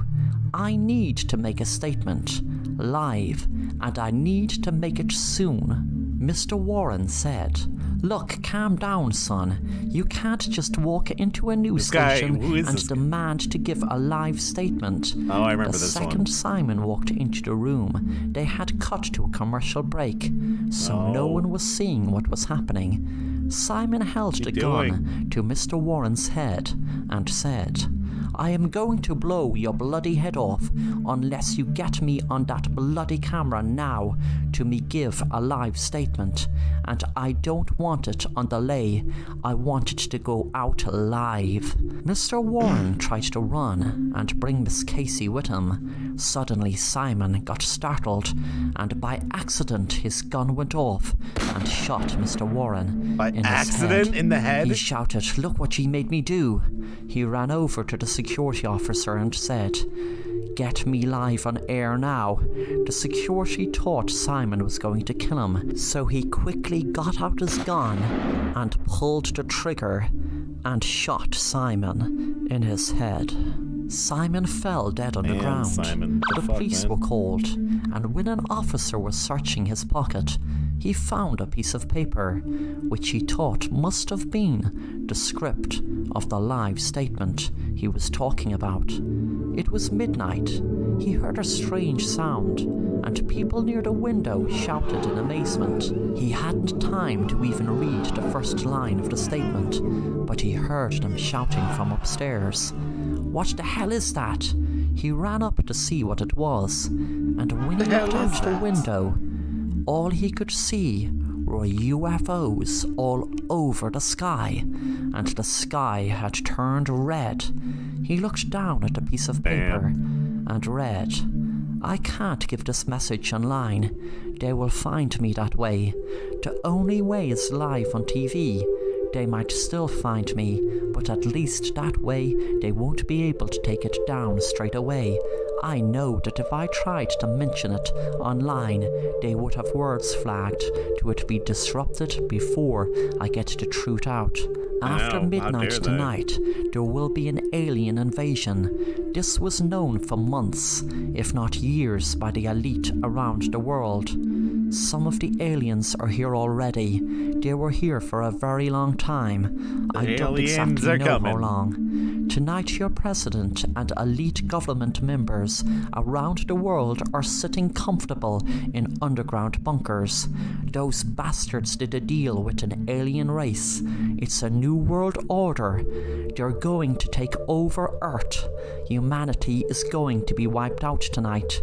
Besides those elite bastards. I don't know what is in it for the elite, but I overheard this information. If anyone knew what I knew, I would have been killed, but I am telling you tonight. With that, there were beams beamed into the studio, and everyone seemed to disappear. And for the beam. This was happening one by one. It seemed to the security guard that it took ages to the beam reach him. He thought to himself if the guy was allowed to give the statement, it might not have changed anything, but if people had known and had an underground bunker like those bunkers the Doomsday Prophecy people have had for years, then they would have a fighting chance. The beam landed on the security guard, and he disappeared into thin air.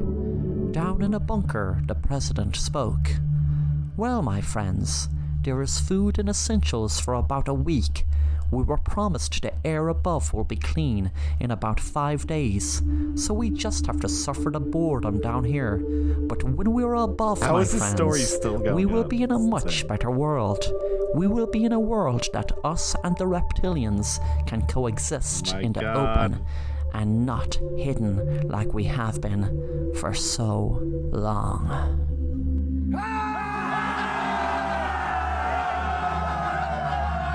That's just like green.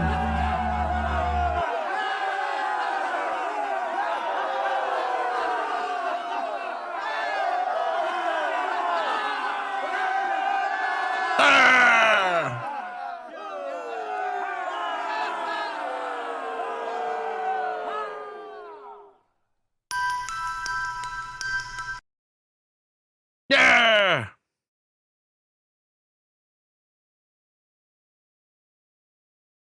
Get him! Get him. Get him good. Take him down.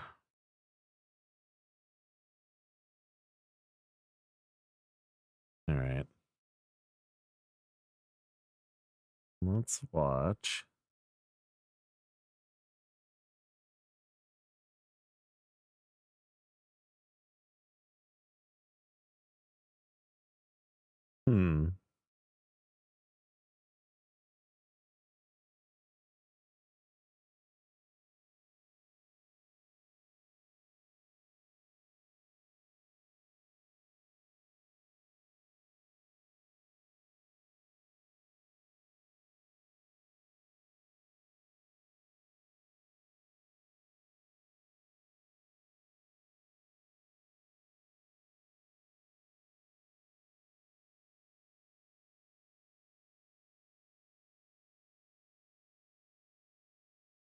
Good.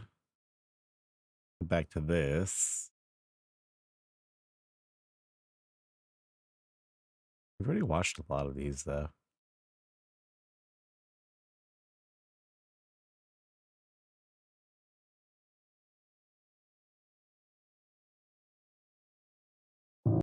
Watch more of this channel.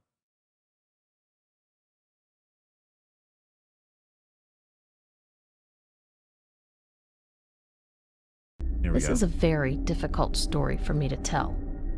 It's extremely personal and Why is that? disturbing. But I really love the way you relay stories, so I'm comfortable with you I having like the this. lighting. Okay then, let's get started.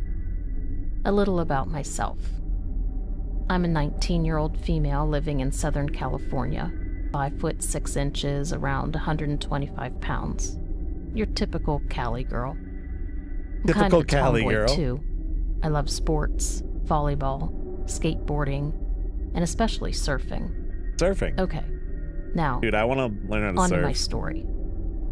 This happened last year in the Damn, summer guys. of 2019. What do you mean? She's I had the perfectly day off from normal. my college classes and my part-time job.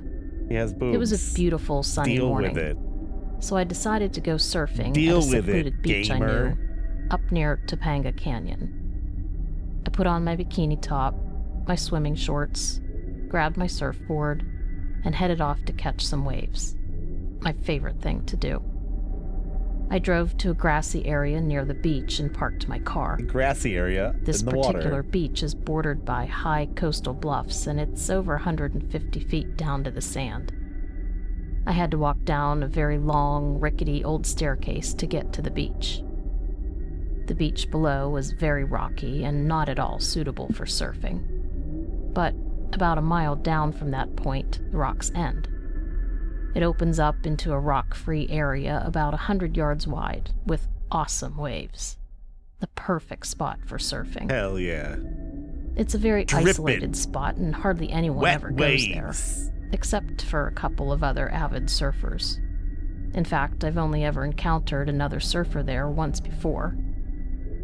Going there this early in the morning, I knew there wouldn't be anyone else around. Once I got down the stairs, I started jogging along the beach and carrying my surfboard. As I expected, there was nobody else in sight. I didn't really have a care in the world at that time, and I was just enjoying the Oh yeah, she does scenery. kind of look like someone from I loved the fresh, call it? salty air and the sound of the waves crashing against the rocks. It was starting out as a perfect day. But after jogging along the beach for about a half a mile, something caught my Gonzalo. attention near the water's edge. I Slab. slowed down to take a better look. There was an object about 20 yards away from me, washed ashore near the base of one of the larger rocks. Just The waves were gently different. moving it back and forth. built different. It looked like a dark black or brown wooden crate of some kind with long strands of seaweed hanging all over it. I just stopped jogging and stared at it, trying to figure out what it was. But I was way too far away and I couldn't see enough It's just like detail. the lid of a coffin. So I laid my surfboard down and walked over to it. As I got closer, the ocean breeze blew in a musty, stinky odor. The goth When I reached it, surfboard, I immediately The fucking recognized what it coffin. was. right? To Am I my right? amazement, I saw that it was Sure, a that was in coffin. some cartoon. An old wooden coffin covered with seaweed. It was such a bizarre sight. A coffin on the beach? It looked old and it looked like it had been in the water for a very long time. I just stared at it for a while. I wasn't sure what I should do. It was floating in a few inches of water and the waves were crashing all around it. I didn't want it to get washed back out to sea again, so I decided to move it away from the water. I noticed it had a rope handle on top of the head end, so I took hold of the rope handle with both hands and began to drag it away from the water's edge. It was really heavy and hard to maneuver. Why are you fucking with dead I bodies? knew it wasn't Come on, empty. chill out. There was definitely something inside. Do not engage. I drug it several yards onto the beach and propped it up against a rock. I rested the head of the coffin on the It's rock, a fucking vampire. angled up to about my waist height. If you ever find a coffin in the water, Now you do I not could examine open it more easily without needing Most of to kneel all. down. But being this close to it was not all that pleasant, because it stank. It stank badly. It had that stank. But oh well, I'd just have to deal with it. Anyway, I started to pull the strands of seaweed off the lid to get a better look. Once I had most of the seaweed off, I began looking for markings. Anything written on the surface that might help me figure out where it came from or how it got there. But there was nothing. I looked all over it, Yeah, but I so couldn't don't for find later. anything. No writings or markings of any kind. Nothing on the outside to help me figure this out. So I knew what I had to do next. If I wanted to solve the mystery, I would have to open it and look inside. I didn't really want to open it. It was just such a strange situation, nothing felt right about it. I can't explain it any better. I just felt like I shouldn't open it, but my curiosity was not going to let me walk away and forget about it. I had to know what Beach was Boys inside. song about California So girls who slowly, I open worked up up my coffins they courage, find on the beach. And I carefully began lifting the coffin's lid. Now I know most people aren't going to believe what I'm about to say, but I don't care. I don't blame Oh, you one you bit for not corpse believing it, because rummaging I wouldn't have believed it either Surfer if I hadn't seen it girl. myself. But it's true. As I opened it, more of the putrid odor poured out. I turned my head away slightly. Then, I saw it. I saw a woman's body inside. Yes, a woman's body. I remember gasping at the sight of her, and then coughing out all the yuck odor I had inhaled. She was strange looking. She was extremely pale, and her clothes were some kind of an old style. I don't know anything about old style clothing, but I have done some research since this happened. The best I can describe them is that they looked like the clothing women wore on the TV show Little House on the Prairie. I don't know what else to say about it. That's just what they looked like. It just looked like Now here's something else unbelievable. The woman and the inside of the coffin were dry. That's right, completely dry. There was a cushioned lining and it was dry. The woman and her clothing were also completely dry. This did not seem possible.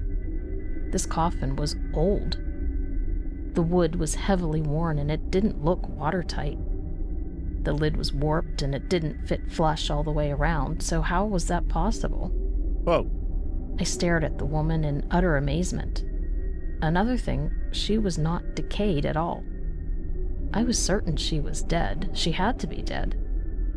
But besides everything being pale, she looked like she could have been alive. But I knew she was dead. She had to be. After examining the woman's body for a minute, I had enough of the gruesome sight. So I turned my attention away from her and began looking up and around the inside of the coffin's lid. I was again looking for any markings or writings that would give me clues to her identity. Once again, I found nothing. Now here comes the next part that's unbelievable. As I glanced back down at her, I suddenly saw her eyes were open. Yes, her eyes were open, and she was looking up at me. I didn't see her open her eyes, so I don't know how long she was looking at me. But her face remained blank, expressionless. What's she doing? But she was awake, and she was watching me. In her eyes. And now listen to me, they were black. Completely black. Absolutely no white parts or pupils at all. Nothing else. Just solid black. It was horrible.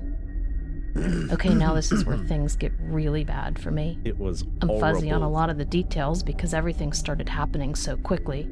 I remember that I screamed and then I let go of the lid. It fell shut with a loud thud. I was in shock. I just stood there staring at the closed coffin. I remember so vividly staring at it, knowing she was inside, feeling like she could still see me. Let's just tack you back up and put you out to sea. I didn't stand there for long. As I remember it, only a matter of moments. Then I began to step away from the coffin. I was turning to run away when it happened. I was attacked. Another woman lunged at me from across the coffin and slapped her hands around my neck. I never saw her coming. She must have snuck up on me while my attention was on the woman in the coffin. I screamed again, louder this time, but my scream was quickly silenced. As the woman squeezed my throat with her thumbs, and she kept squeezing, holding my throat closed. I couldn't breathe. She was choking me. My eyes focused in on her.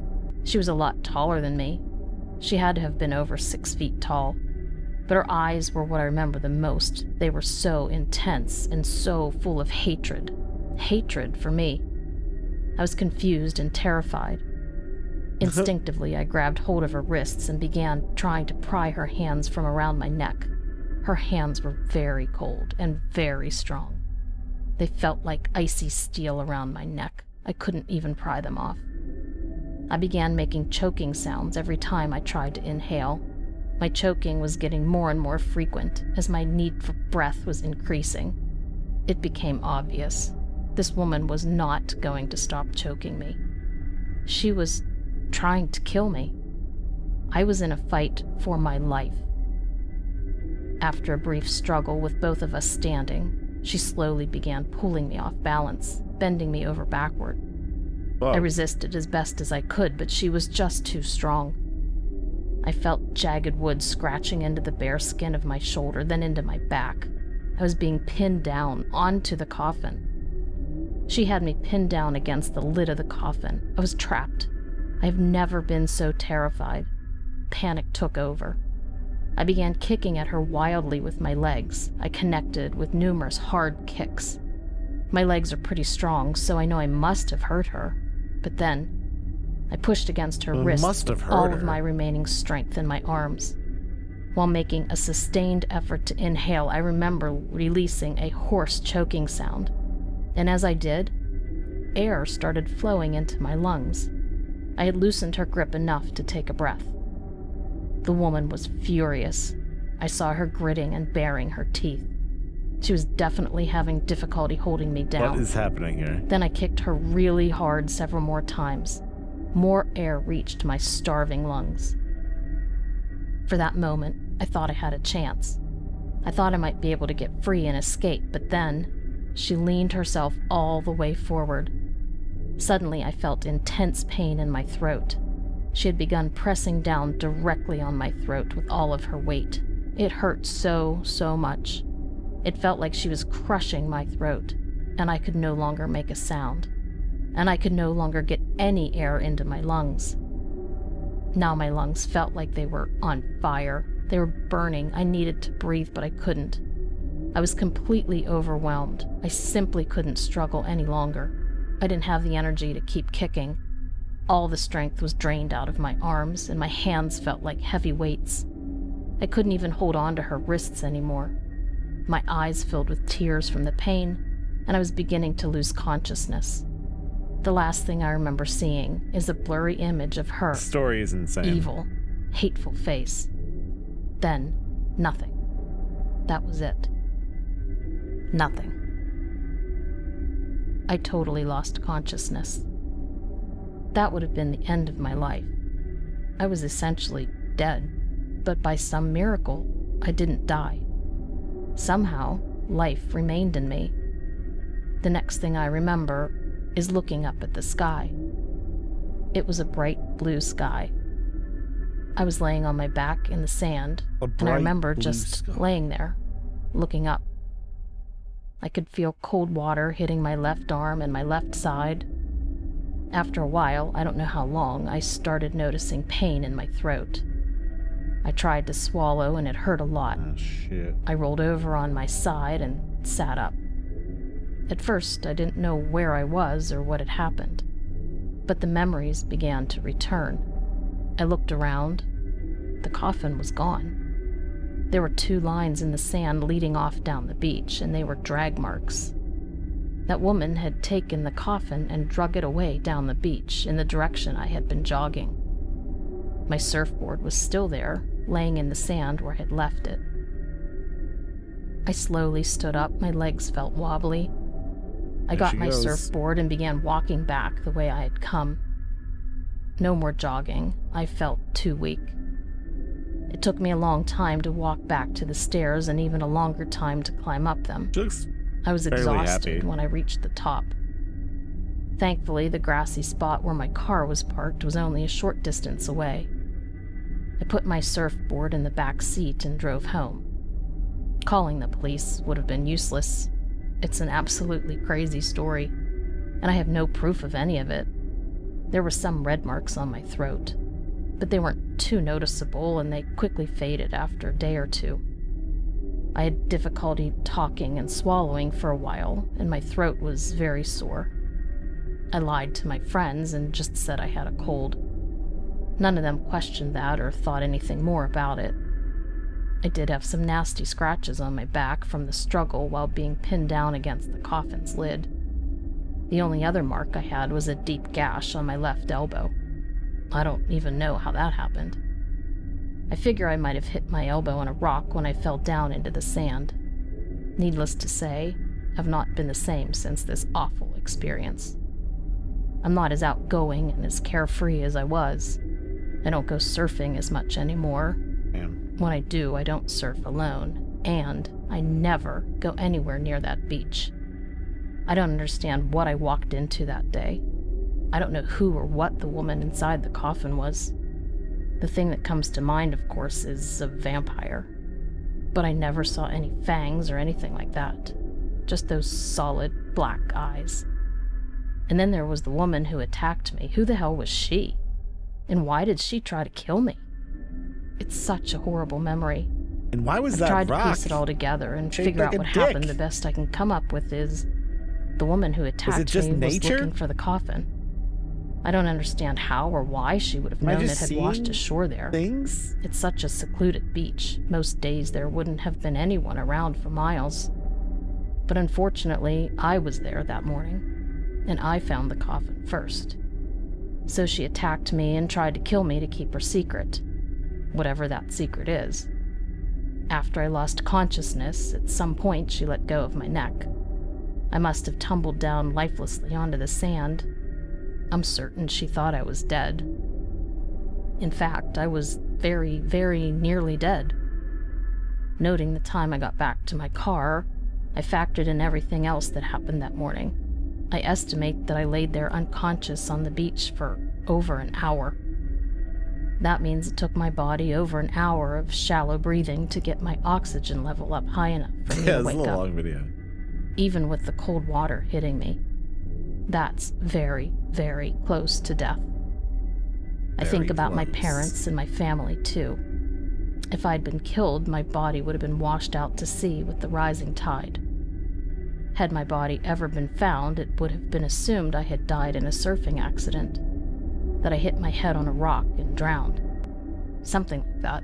Maybe you did drown. No one would have ever known what really happened to me. Maybe you're just a cartoon. And one now. more thing that absolutely creeps the hell out of me is that while I was being pinned down against the coffin's lid, I was only inches away from that strange woman inside. I know she could feel me struggling. I know she could hear me choking. And I know she enjoyed it. I'm also convinced she knew exactly who that woman was that was strangling me. That they were partners or together in some way, some strange, perverse way. Whenever I think about it, ugh, yuck. Ugh, anyway, so what could I do about all of this? Call the police? Yuck. Truthfully, I never really seriously considered doing that. Yucky. That might surprise some people, but I really had nothing for them to follow up on. The only thing I remember about my attacker was that she was a very tall woman. That description won't amount to anything with the police. Whoa, that's pretty yucky. And my story?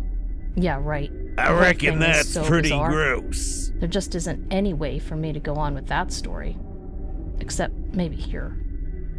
I've only ever told one other person this story. It was just recently, and he suggested that I tell someone, like maybe you? I don't even know how you classify my story. Was it supernatural? Maybe? Was it one of those let's never meet again stories? Yeah, definitely. Maybe. But it still doesn't totally fit into that either. Maybe a middle of nowhere story? I just don't know. But one thing I do know is that it's important because someone tried to kill me. Whatever was going on that day on that beach, that woman did not want me to ever talk about what I had seen. She was willing to kill me with her bare hands to keep me silent. This is their channel logo. All the more reason for me to tell my story. There's something evil going on out there in Southern California.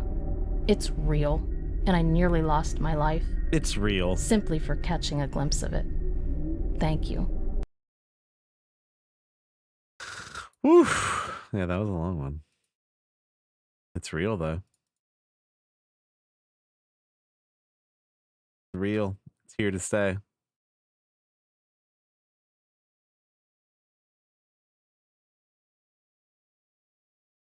And if you aren't ready to deal with it,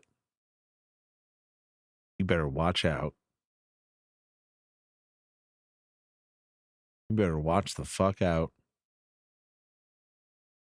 You know? That was so long. It was a little long. A little long-winded on that one.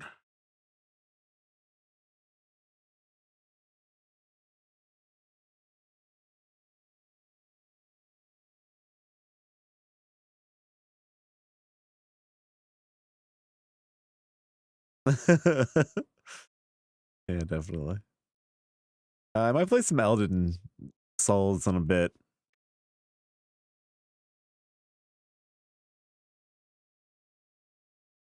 Oh, this video has 28 million views. Everyone has seen this video then at this point.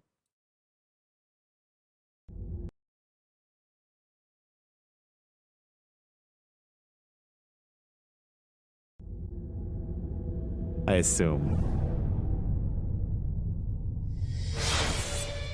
28 million views. Jesus Christ. I guess it's because of the... You ready for this? Oh yeah. Let's do this.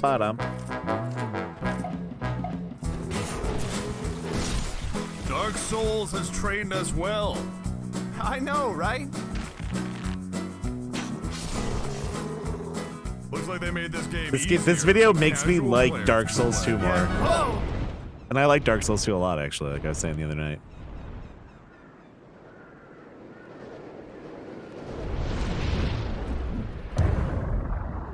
Holy shit! Is this too easy What was for his you? name? The Seeker Knight? The Seeker? You know, I actually think the game seems pretty challenging. Forget. Pursuer. If you beat him the first time you see him, what do you get? You get like a different ring, don't you? Okay. Da-da-da-da-da.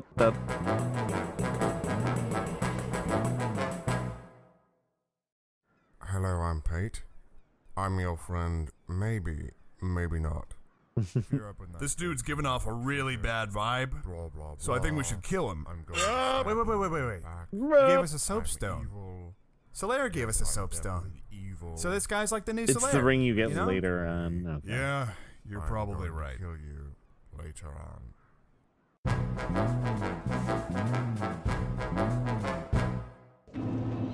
I love this entire area. Hides Tower of Flame. So cool. It's so pretty. I can't wait to play Elden Ring. I hope there's a lot of like water areas in Elden Ring. Oil.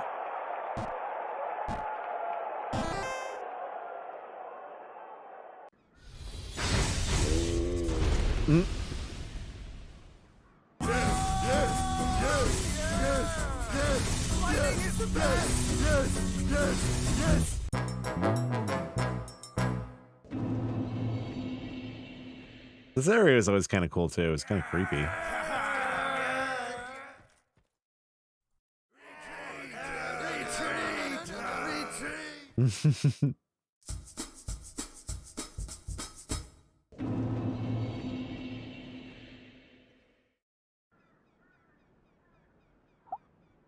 Try Seek, thrusting. seek. Ambush behind.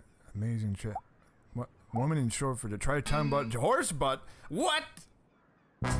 Horse butt.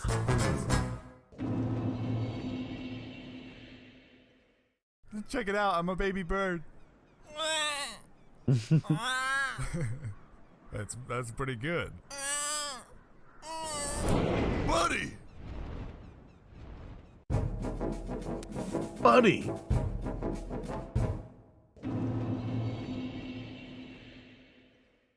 We run and we explode! Oh, wow! I'm gonna blow up! You think you can handle my spells?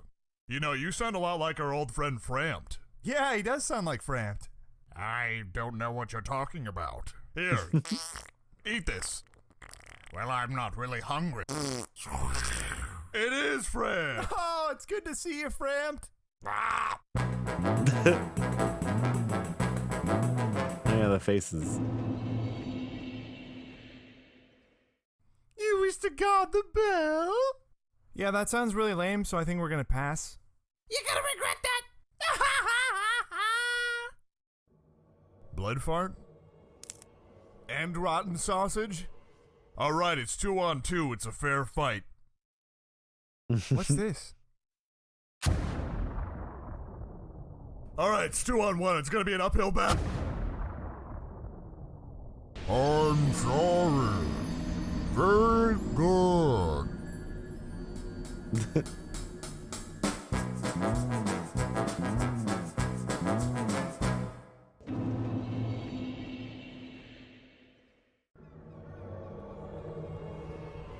Hey, do you know how to beat this boss? Yeah, I've beaten him before. Just follow my lead. Sounds good.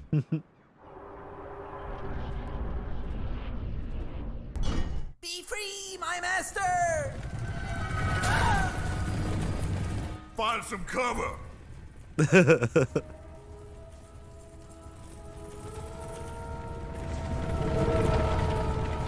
We gotta move up!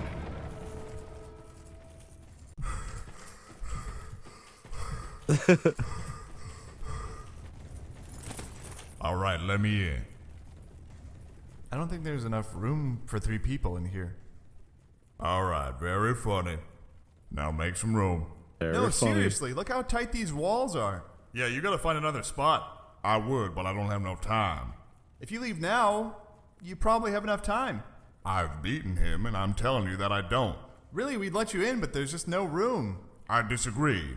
Now let me in. You gotta find another spot. No time. Just find another spot. No time. Just find another spot. I do not have enough time. I just wanted the souls.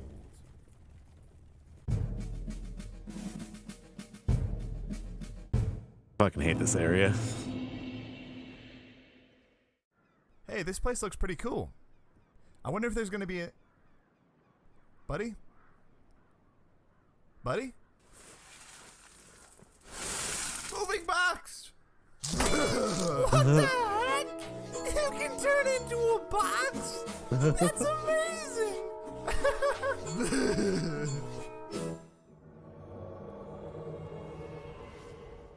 Hello.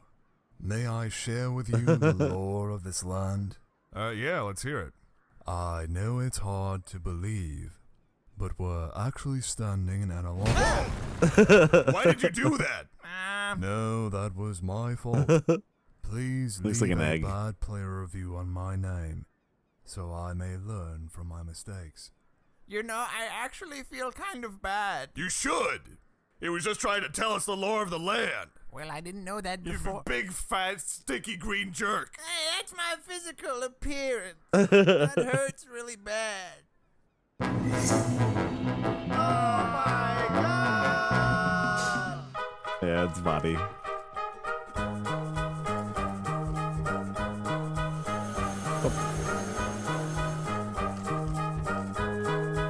Dun dun dun dun dun. Bum. Bum bum bum ba-dum.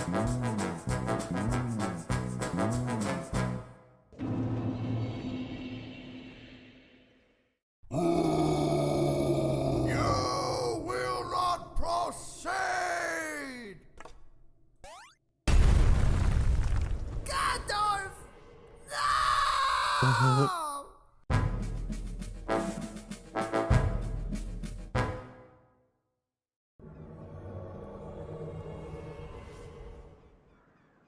Oh, jeez. It's 2-on-1, pal. Give it up.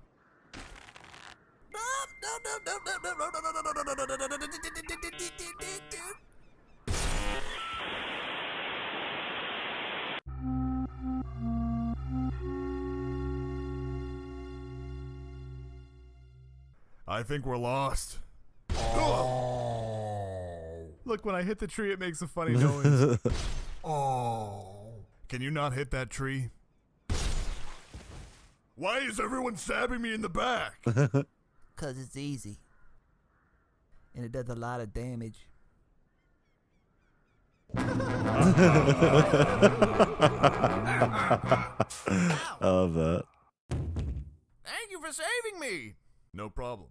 I don't have anything with me, but if you meet me in my house, I've got boss weapons. Did you say boss weapons? Boss weapons. Where do you live? Right down the road. Can't miss it. Right down the road. Right down the road. Guess we'll see you there. Yep. Yep. Right down the road. Right down the road. Right down the road. Right down. Bye-bye.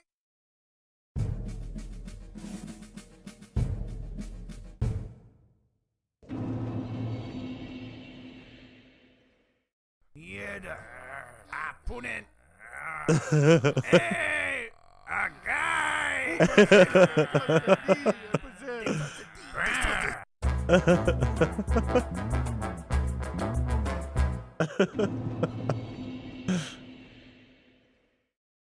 Oh, it's hot. Oh, it's really hot.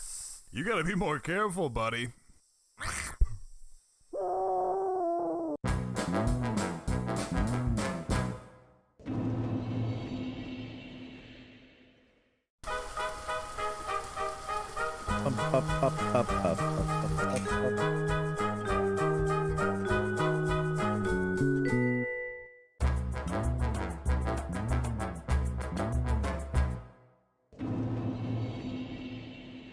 kind of hate this area too. You don't suppose that's just a regular frog? Oh! We gotta get out of here!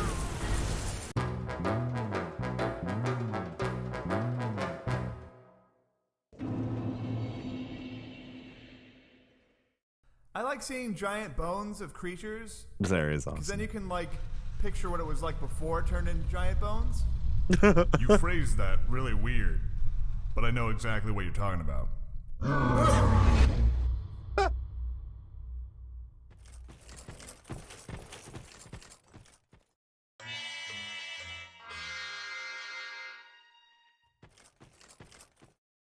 There's a giant hole here. Whoa! No!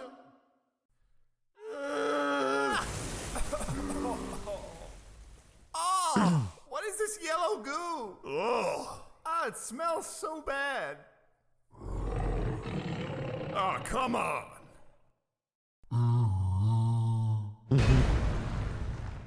Please tell me this is the end. Oh, I did not like that place. Oh, the way they're walking. Everything hurts. What's that? This is what we've been waiting for. I love this area. It's so cool That giant bird lives.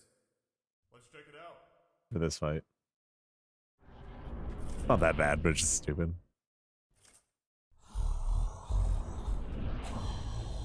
It's not a bird, it's actually a dragon. What do we do? Maybe we can sneak around it. Nope, that doesn't work.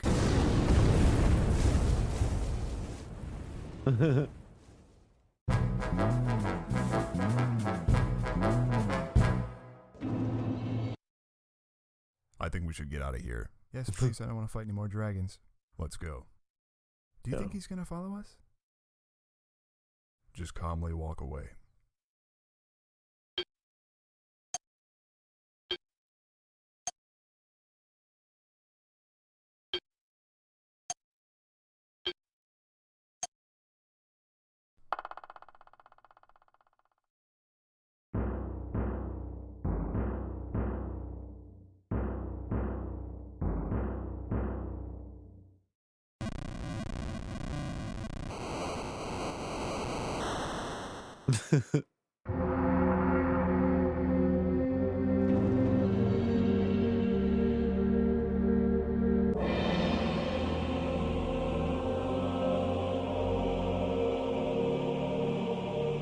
Brave undead, you have proven yourself to me.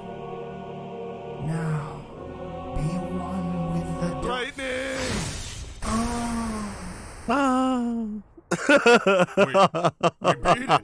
Oh, that wasn't too bad. Our souls are free! Why are you being so dramatic? I don't know, it just felt like that took a really long Lightning! time. Yeah, I guess so. Lightning! What do we do now? Want to play through again?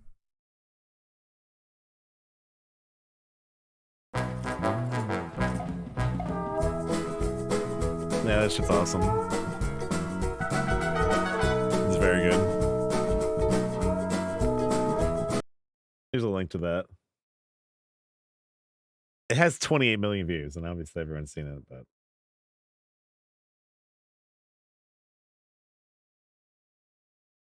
Ba-da-da-da-dun-dun, ba-da-dun-dun-dun-dun.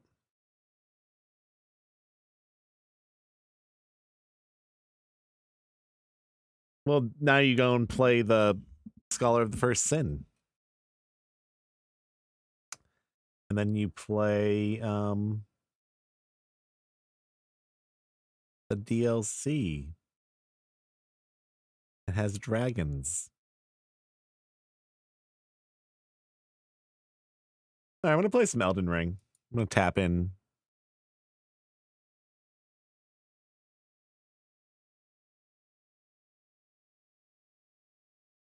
Check it out for a bit.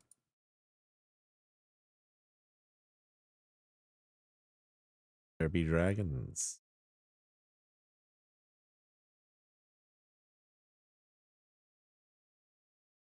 I'll be right back. Sit tight and play some Elden Ring. I'll be back in a minute. Let me go to the bathroom real quick.